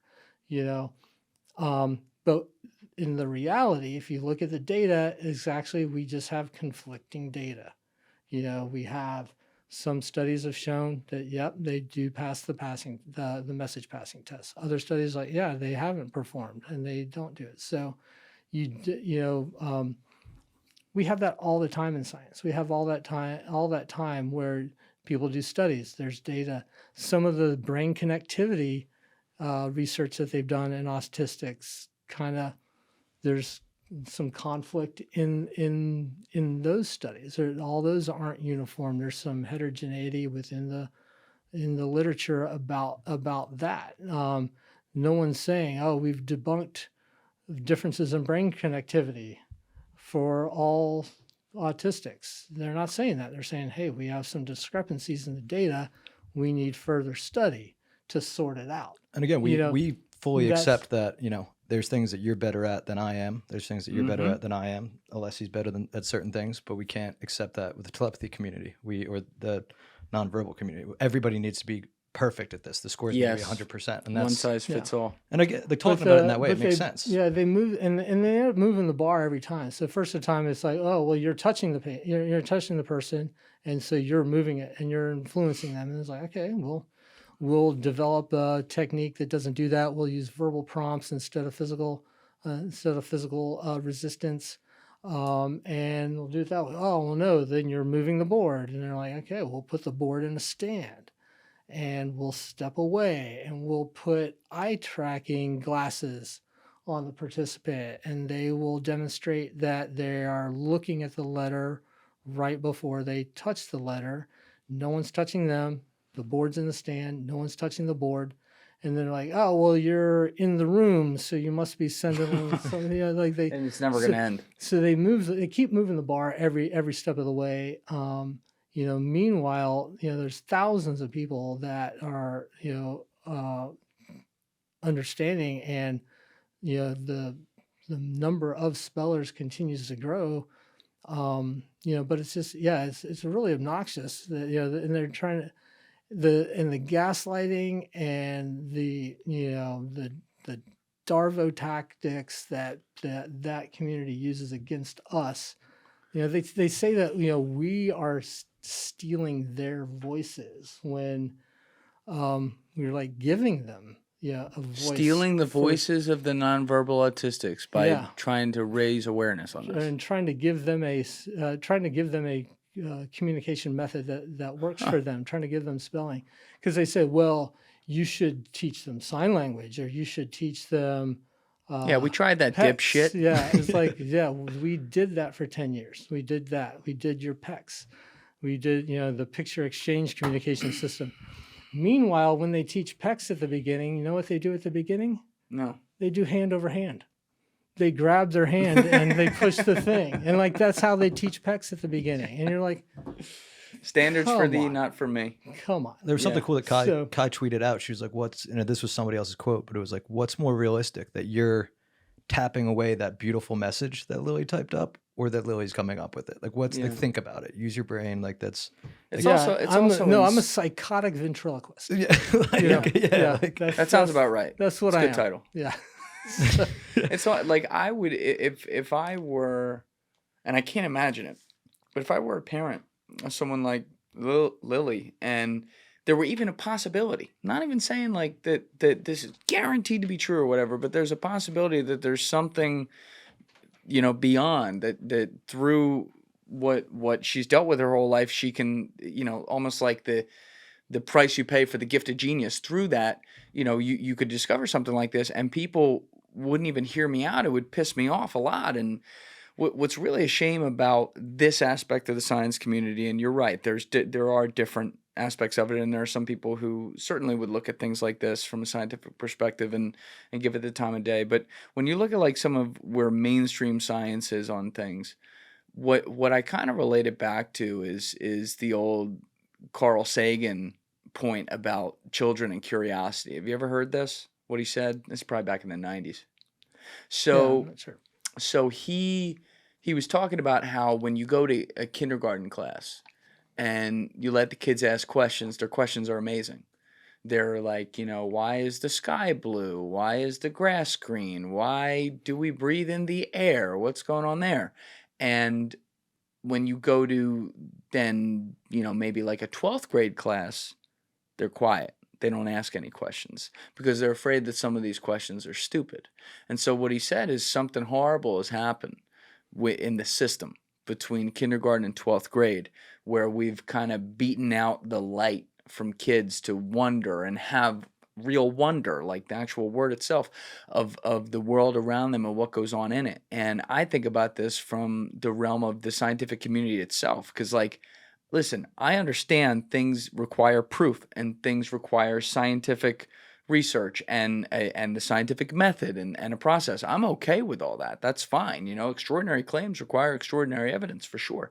But it feels like in that peer review culture, if you will, they've kind of beaten out the light that science is supposed to be, which is it's supposed to be asking crazy questions, and you don't always have to get the answer that you want. You might not get to where the crazy possibility is, but asking the question shouldn't be frowned upon. And it feels like in some of the response we've read here, and in some of the response I've seen to, this is just one example, what Kai Dickens has done here with you guys, it feels like we are seeing that resistance in places, and I don't like that.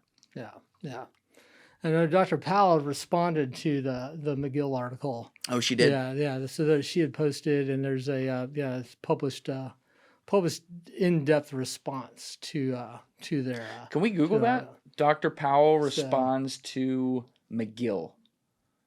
Let's see if we can give her respect, because we read what they said. So let's read what she said. Dr. Powell, you keep referring to as she was featured throughout the telepathy Dr. tapes. Diane Hennessy Powell, she had a response. And I read it when it came out, and my brain can hold on to some stuff, and some stuff it doesn't hold on to as well. But she had a response. It was pretty lengthy and in depth. So I don't know about. Is this it? Yeah, it looks like it. Let's see. Rebuttal to the first half of Jerry's critique. Yeah, is this it? That looks like it's. That looks like okay. So this is really long. Let me read. I'll read the first part here, and then what we'll do is we'll put the link for people in the description so they can read this whole thing. Yeah, I think this would be too hard to scan on the fly and find the. Copy paste ChatGPT. Find the. Yeah, you know what? Actually, fuck it. Try that. Let's do that's why you're here, Leslie. Coming up with the good ideas. Wow, that's long. God. Yeah. But I mean, it has to be. I get it. And she has references. That's great. So that's great. All right, so we're going to try this on the fly, people. It's the first time we've done this on the show, using a little chat GPT to summarize. I wonder if it's going to open up with some sort of, political opening. Dr. Powell, who is viewed as a psychoscientist, had this to say. Yeah, what AI are you using? Yeah. He's using chat GPT. Okay. It's going. Is this the response itself, Alessi, right there? I copied and pasted this whole thing, and I said... What was your question? Summarize this. Summarize this whole thing? Yeah. Okay, so numerous meta-analyses have demonstrated small but consistent effect sizes in control psi experiments. Modern parapsychological experiments now incorporate advanced statistical techniques, pre-registration protocols, and rigorous double-blind methodologies to minimize potential biases and sensory leakage. So I guess she's responding to what they're saying about how it could be guided right there. In contrast, Jerry's technique seems to rely on outdated assumptions about the field rather than engaging with contemporary research. I would probably agree with her on that. By neglecting the methodological strides made by parapsychologists and failing to present strong counter evidence, Jerry's argument ultimately falls short of the rigorous skepticism he claims to champion. So she obviously, in this, with all the references and how long we saw, she goes into clear detail as opposed to a chat GPT just kind of trailer. But ChatGPT agrees that his critique was lazy. Yeah. That's ChatGPT's agreeing. I guess you got to take the victories where you can get it. But you guys you had said this earlier. I can't remember if we were talking about this off camera or on camera, so sorry if it's repeated. But you guys had the initial conversation with Libby and Peter after John Paul's death, right? Where the Yeah. word telepathy actually comes So up. the depth of our understanding it. So we kind of had a knowing that JP and Lily had this communication, on this level that was beyond, words, and we kind of knew that they had this connection. We kind of had, we had our glimpses of like, man, did she just read our minds? We had those things, but yeah, it really came, to the forefront when JP passed. And can you tell that story if you don't mind? This was pretty wild. Yeah, And so very tragic. yeah, I mean, it really lays it out in episode 9, and I honestly don't even know how Libby did the episode. I don't know how she. I don't know if I could have gotten through, answering Kai's questions and narrating and reliving, that day. But yeah, basically, JP, passed. He was in the hot tub, doing what he does all the time. Our kids love both JP and Lily, and love water, and they. So JP was in the hot tub like he'd done 1,000 times before.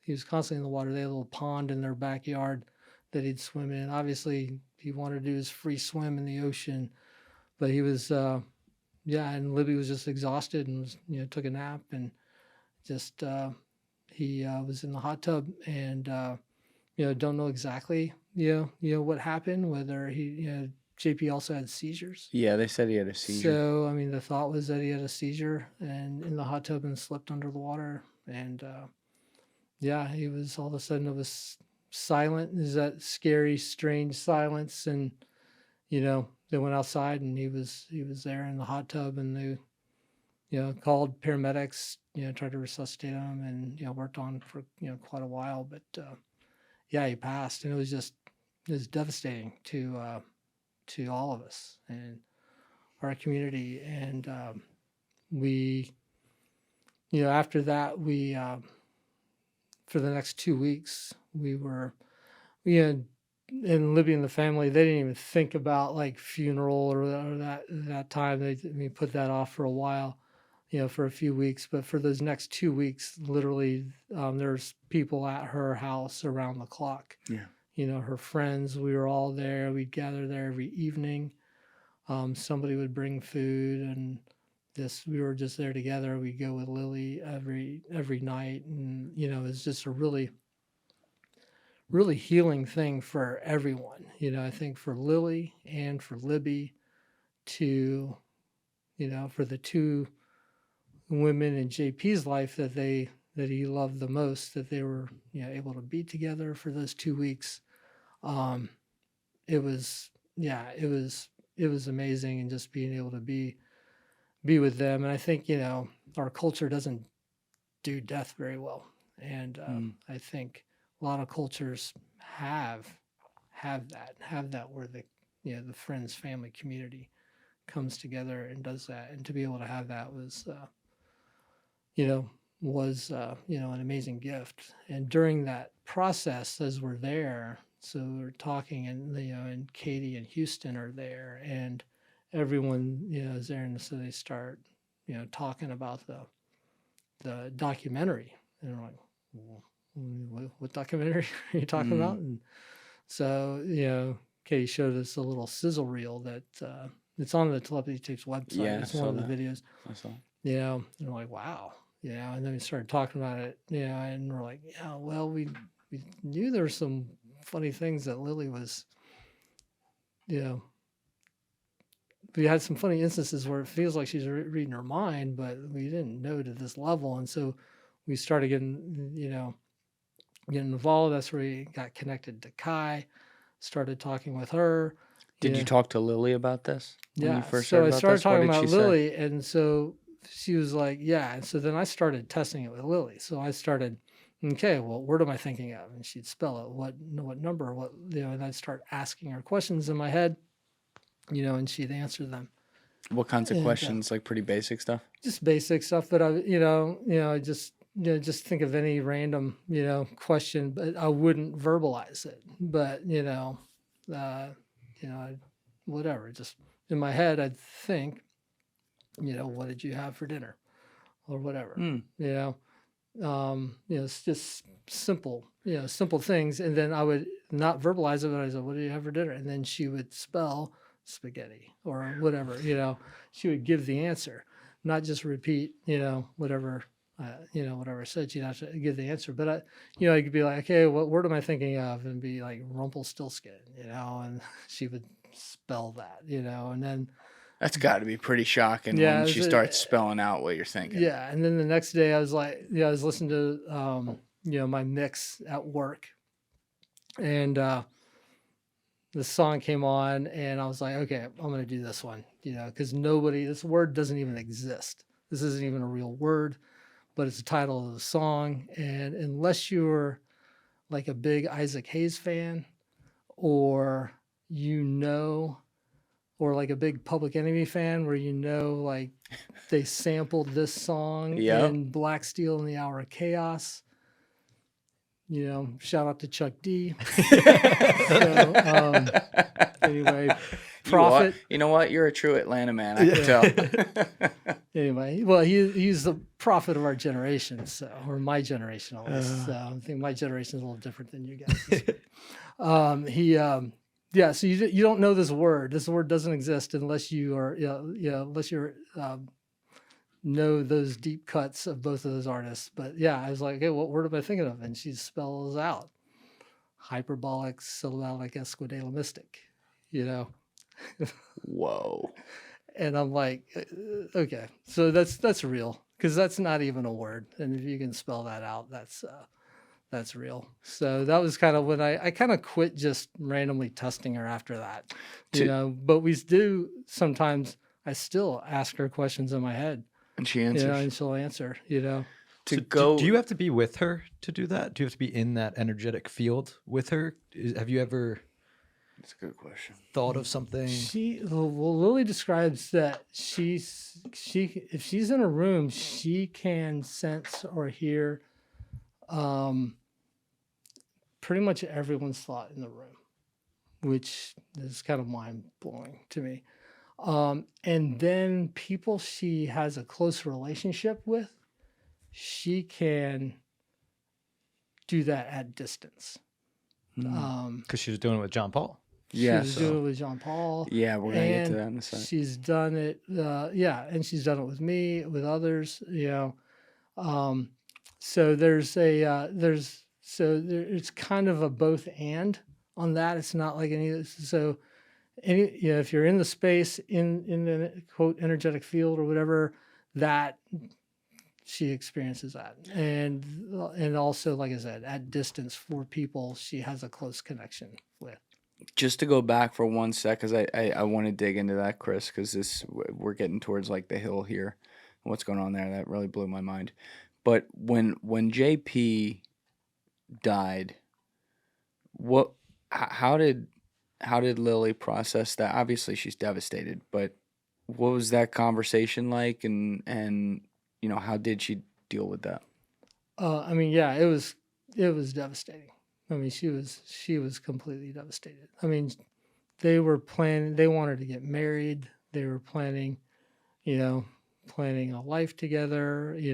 I hadn't, and I was, and I started thinking, and I was probably within weeks to months to like start to talk to Libby and Peter about, hey, how does this look? What do we, what do we do? Do we buy a property with a couple of houses, build a compound, what? Because they just both required 24/7 support, and you're like, what does this even look like? How do you navigate this? There's no model for this. I don't know. So they were planning all their life together. They were planning to be married. They wanted to, they knew their life wasn't going to be typical in any way, but they they wanted all those things. And so, They were going to get some of those same things that you were first thinking about all the way back when right. Lily was diagnosed, about would she ever get to, and now you're at a time where you're like, all right, it's not going to be the same, but like there's some beautiful lights at the end of these tunnels. Yeah. Yeah. So yeah, the things we thought were dead had kind of come back to life, and yeah, it was, so yeah, it's completely devastating. And she has a group of, other autistic girls that are about her age, and they, the kind of the day program kind of thing that she goes to twice a week is with them. And so they did a lot of just supporting Lily and processing, and all of them would be sharing, what they were going through and what they, kind of helping Lily grieve. And, Lily, I think it's on the website. It wasn't really in the podcast, but yeah, Lily wrote a eulogy for John Paul. And, I think one of the recordings, there's an audio recording, I think, of it on the website. On the Telepathy Tapes website? Yeah. Can we pull that up, Alas? So she wrote a eulogy Lily, John for Paul him, eulogy and a lot of, to the Telepathy Tapes. there's a lot of different stuff she, let's see. Sign up to view this. Okay, all right, we can't do that. That's too much right now. Yeah. So, yeah, I don't have it readily called. That's amazing, though. She wrote the eulogy for him. Yeah. So both Houston kind of gave a little speech, and I don't know when we get to the film documentary how much of that will be included or not, but I'm not sure I have it. Yeah, I don't think I have it up here readily. Did she poll, know? I'm trying to remember from that episode. Maybe I'm getting her mixed up with another person in there, but wasn't it like when someone, whether it was you or someone else, went to tell Lily that John Paul was gone, she said it first or something like that? Like John Paul, she put it in an interesting way. Yeah, well, I think, there's some other people that, other people evidently knew before he passed. Lily said she felt him pass as it happened. I think some of the stories in the podcast are that some other autistics had sensed it beforehand, that it had a premonition that it was going to happen. Lily didn't have that, so she was kind of caught off guard with that, but she said she did sense him go. There was also John Paul seemed to sense it too. There was it was obviously like it's tragic. There was also some like strange beauty in it, if you will, though, with how it went down, because I think he came in and like smiled with his mom and touched her on the arm, and then she went and took a nap. He went down to the hot tub, and the rest went down as you described it. But it was almost like he had been talking about he didn't want to feel the pain anymore or something like that. Like it was almost like he planned for this to happen. I mean, I which sounds wild to me because you can't really plan a seizure, but yeah, or he just knew. I think that's maybe that's a better way to put it. Inherently knew it was going to happen. Yeah, I mean, Libby, when we talked to her, there's hadn't really talked much more than what is kind of communicated in the podcast, about that, but that there is, and I feel like just the time that we were able to all spend together afterward, just being able to process that and all mourn together, and just kind of understand. And there's and just I don't know. There's so many things about that are still mind-boggling to me, even though I have personal experience through Lily for part of it. Some of it is still like mind-blowing to me. That's in the podcast, because it's not like all of us have a little bit different experience, and there's some things in the podcast that I'm like, that's not our experience, and that is that's blowing my mind. I don't have a personal context for that, and this is amazing. So Could part of that include what I was referring to, like the quote unquote hill?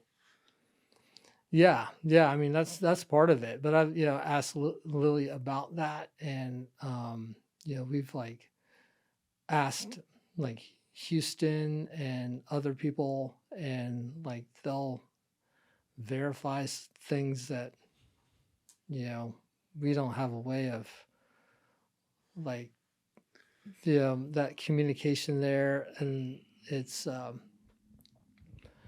that's another part that's kind of mind blowing, too, that they had that. And that to me was fascinating is in the podcast how it unfolds is that you have people from Arizona talking about the hill. Yes. And like we don't know those people from Arizona.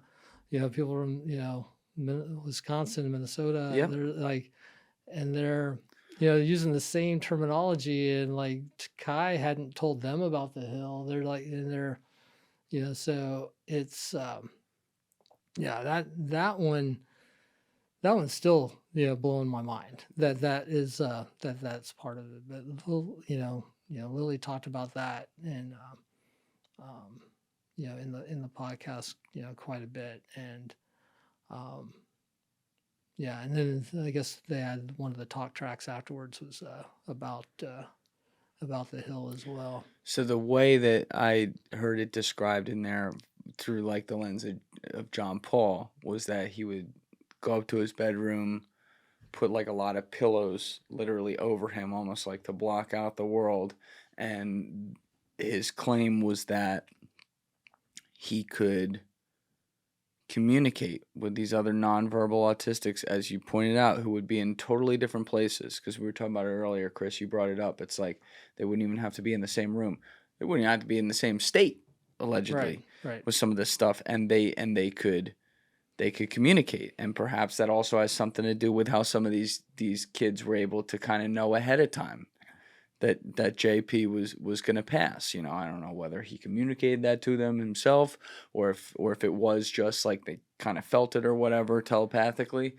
But that got meta for me when I was hearing that, because I'm like, all right, this now you're talking about other realms potentially, because when you read up on autism, it's funny that they don't mean it in the same way, but they talk about it like being multidimensional, right? Because it's a multidimensional disorder. I mean, it has all these different possible layers to it that could affect you. But if you wanted to say that that's a synonym in a way for the fact that maybe there's a multidimensional reality that they experience throughout, which, to be clear, that's not what they're saying, but I'm thinking that way. It's just funny they use that terminology.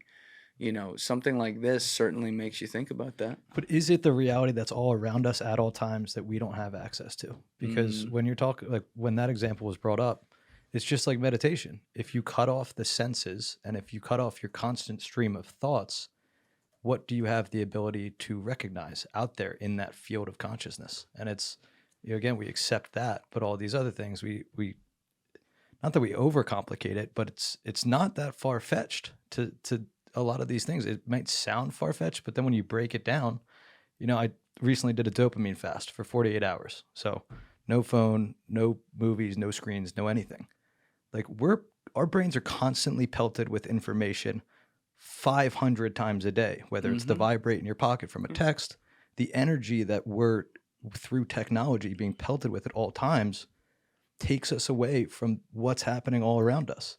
Like go for a hike for 5 hours without your phone.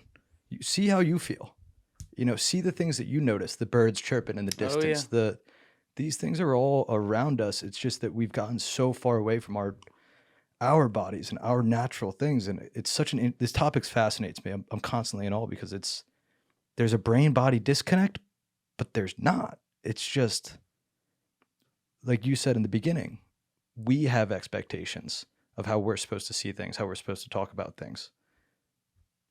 Is that how it's supposed to be, or are we learning? Because in my mind, they're teaching us these things about things that we've lost the ability to do. In the ancient history, how are pyramids on 7 different continents? Was there telepathy going on there? Like, what's? I could go on forever, but it's just like That's a good point. Yeah, I mean, I think, yeah, I mean that, I mean, that's those are the questions. I mean, is this, our 3D reality here, or, 4D, is this, are we starting to get to a point where we're understanding, this isn't, reality is bigger than than we are currently experiencing, and what our autistics are experiencing, is that are they experiencing more dimensions of reality?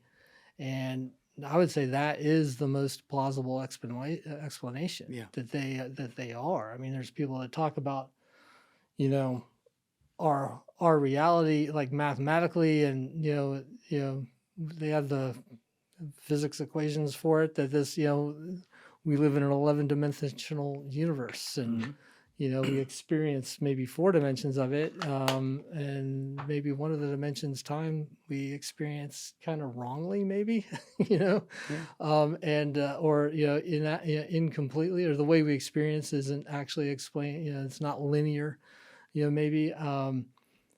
Yeah, I don't know. I'm getting way out of my depth if I start talking about that, but I think that's just the nature of this topic, though. A lot of it's out of our depth. But yeah, I think that is that they see beyond the veil, and they experience and interact beyond the veil, and we don't have all the categories for that, but also, it's not new. I mean, all the ancient, a lot of ancient literature talks about that. It talks about seeing beyond the veil. They're talking about the third, the fourth, the seventh heavens. Right. These layers, and are our ancient, are the ancient writings talking about, additional dimensions that people tapped into periodically?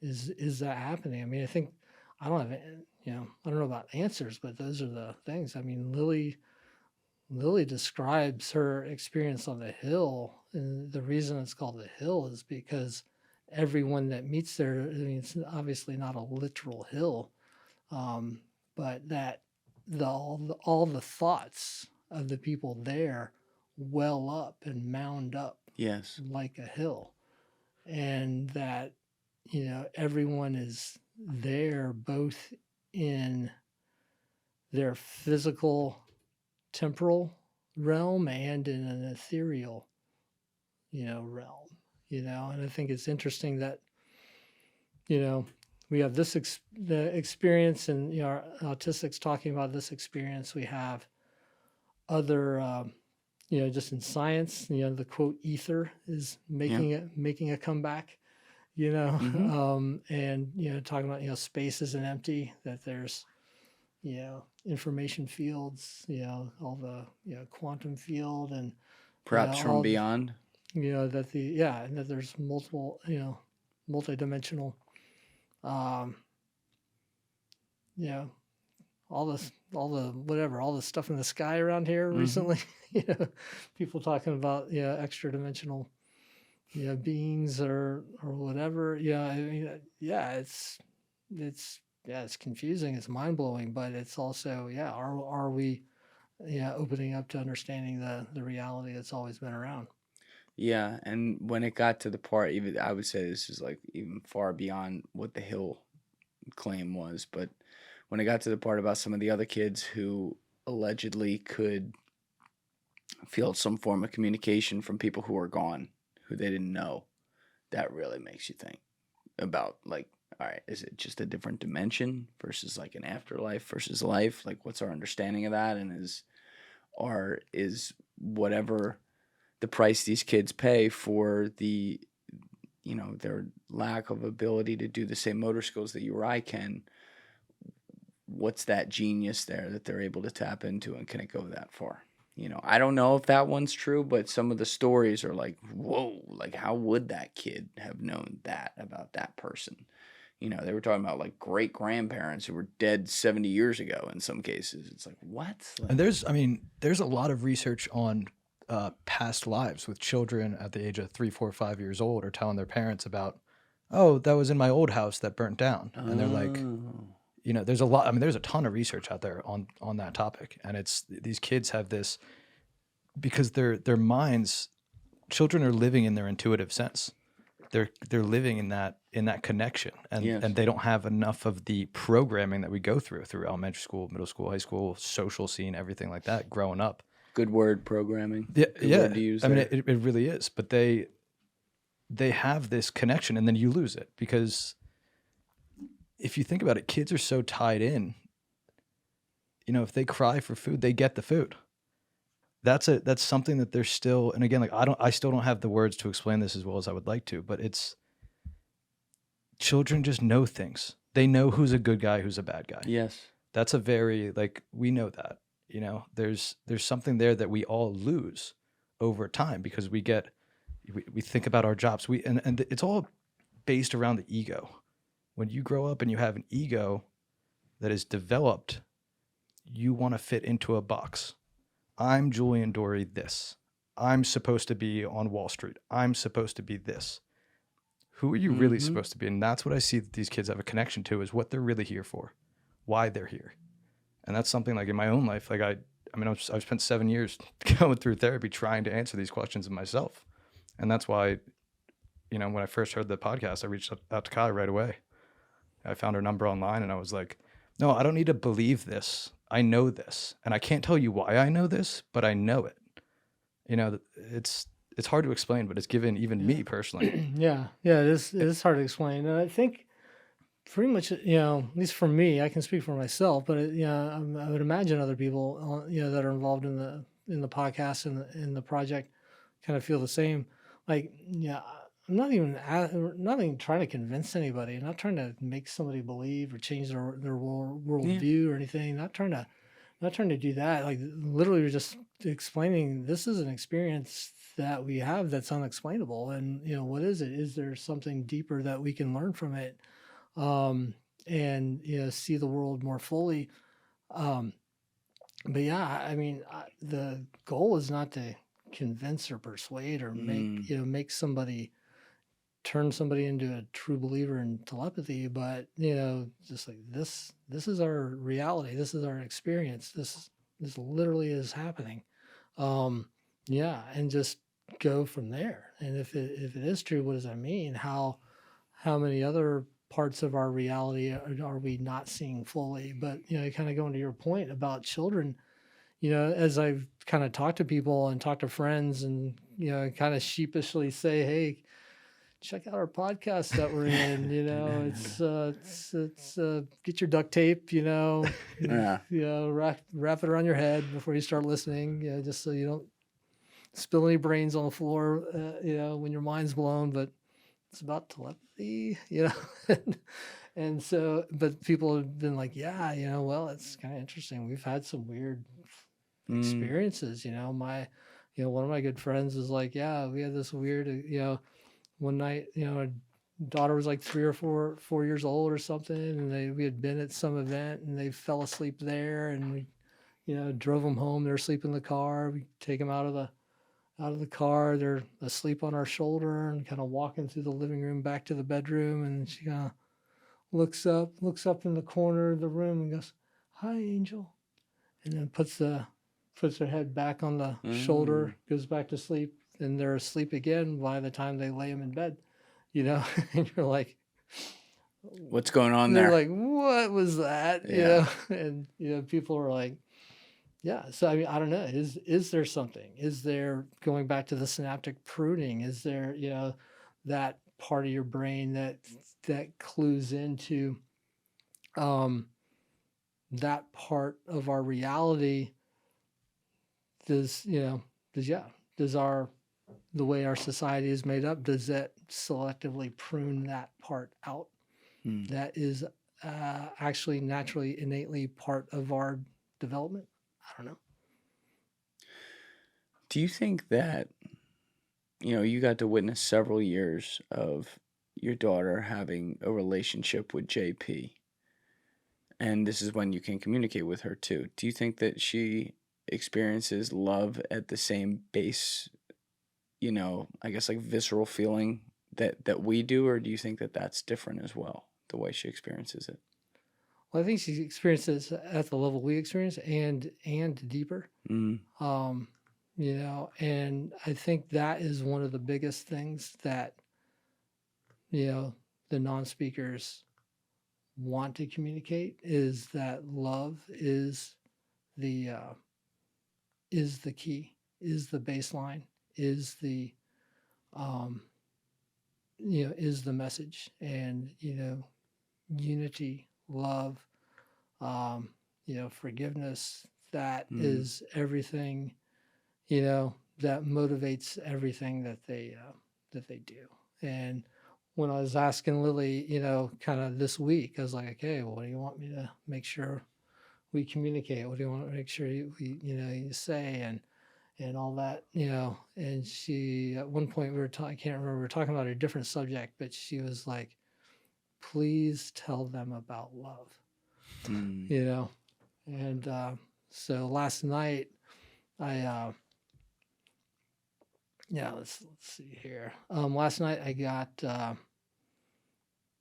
see, it's in the notes. So yeah, I was like, okay, we're going to talk about love. We're going to get your statement out there. We're going to, you know, tell the world what you have to say about love. And so, and it's not long, it's short, but Take your time. this is what she said. She goes, love outlasts power. Love your fellow human siblings. Everyone. That's beautiful. That is beautiful. It's so simple too.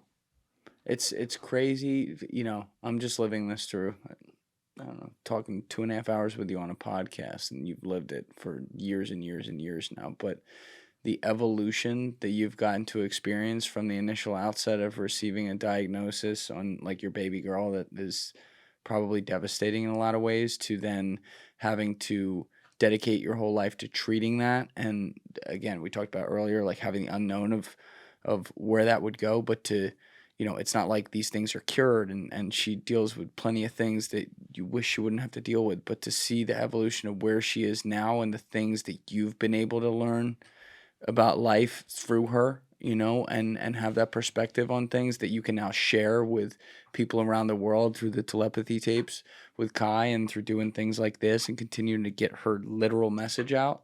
I got to think that there's something truly incredible about that. Like there's a trade-off there that is actually a beautiful thing. Yeah, no, absolutely. Absolutely. Well, this has been awesome, Scott. And Chris, thank you for putting this together today.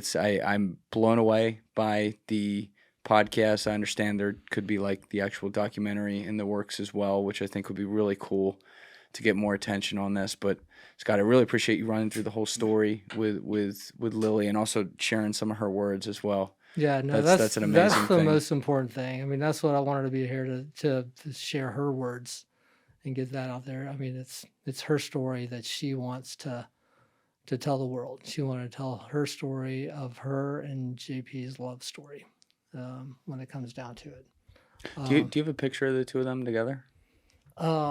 Can you give that to us afterwards? If we have your permission, I'd love to put that up. I'll get one. Cool.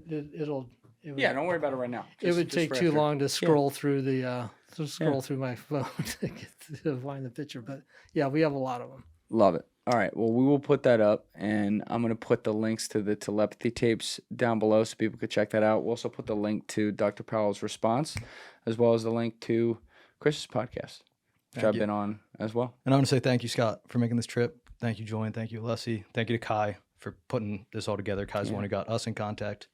You introduced me to both Libby and Katie, who I'll be traveling down to speak with all of you in Atlanta. But thank you to Lily. Thank you to John Paul, Akil, Houston. You know, we did the same thing. We talked about everybody. Mia. And All of them, yeah. everybody. I mean, it takes such incredible bravery to do what you've all done. And through this, we understand that you are listening, you are processing, and it's reality shifting, but it's beautiful. So thank you. Yeah. Well, thanks for having me on. Felt, honored. You did great. Honored to be here. Yeah, you had nothing to be nervous about. Yeah. Yeah, Thank you for doing it. You did. This was really good, man. Appreciate it. All right, everybody else, you know what it is. Give it a thought. Get back to me. Peace. Thank you guys for watching the episode. If you haven't already, please hit that subscribe button and smash that like button on the video. They're both a huge, huge help. And if you would like to follow me on Instagram and X, those links are in my description below.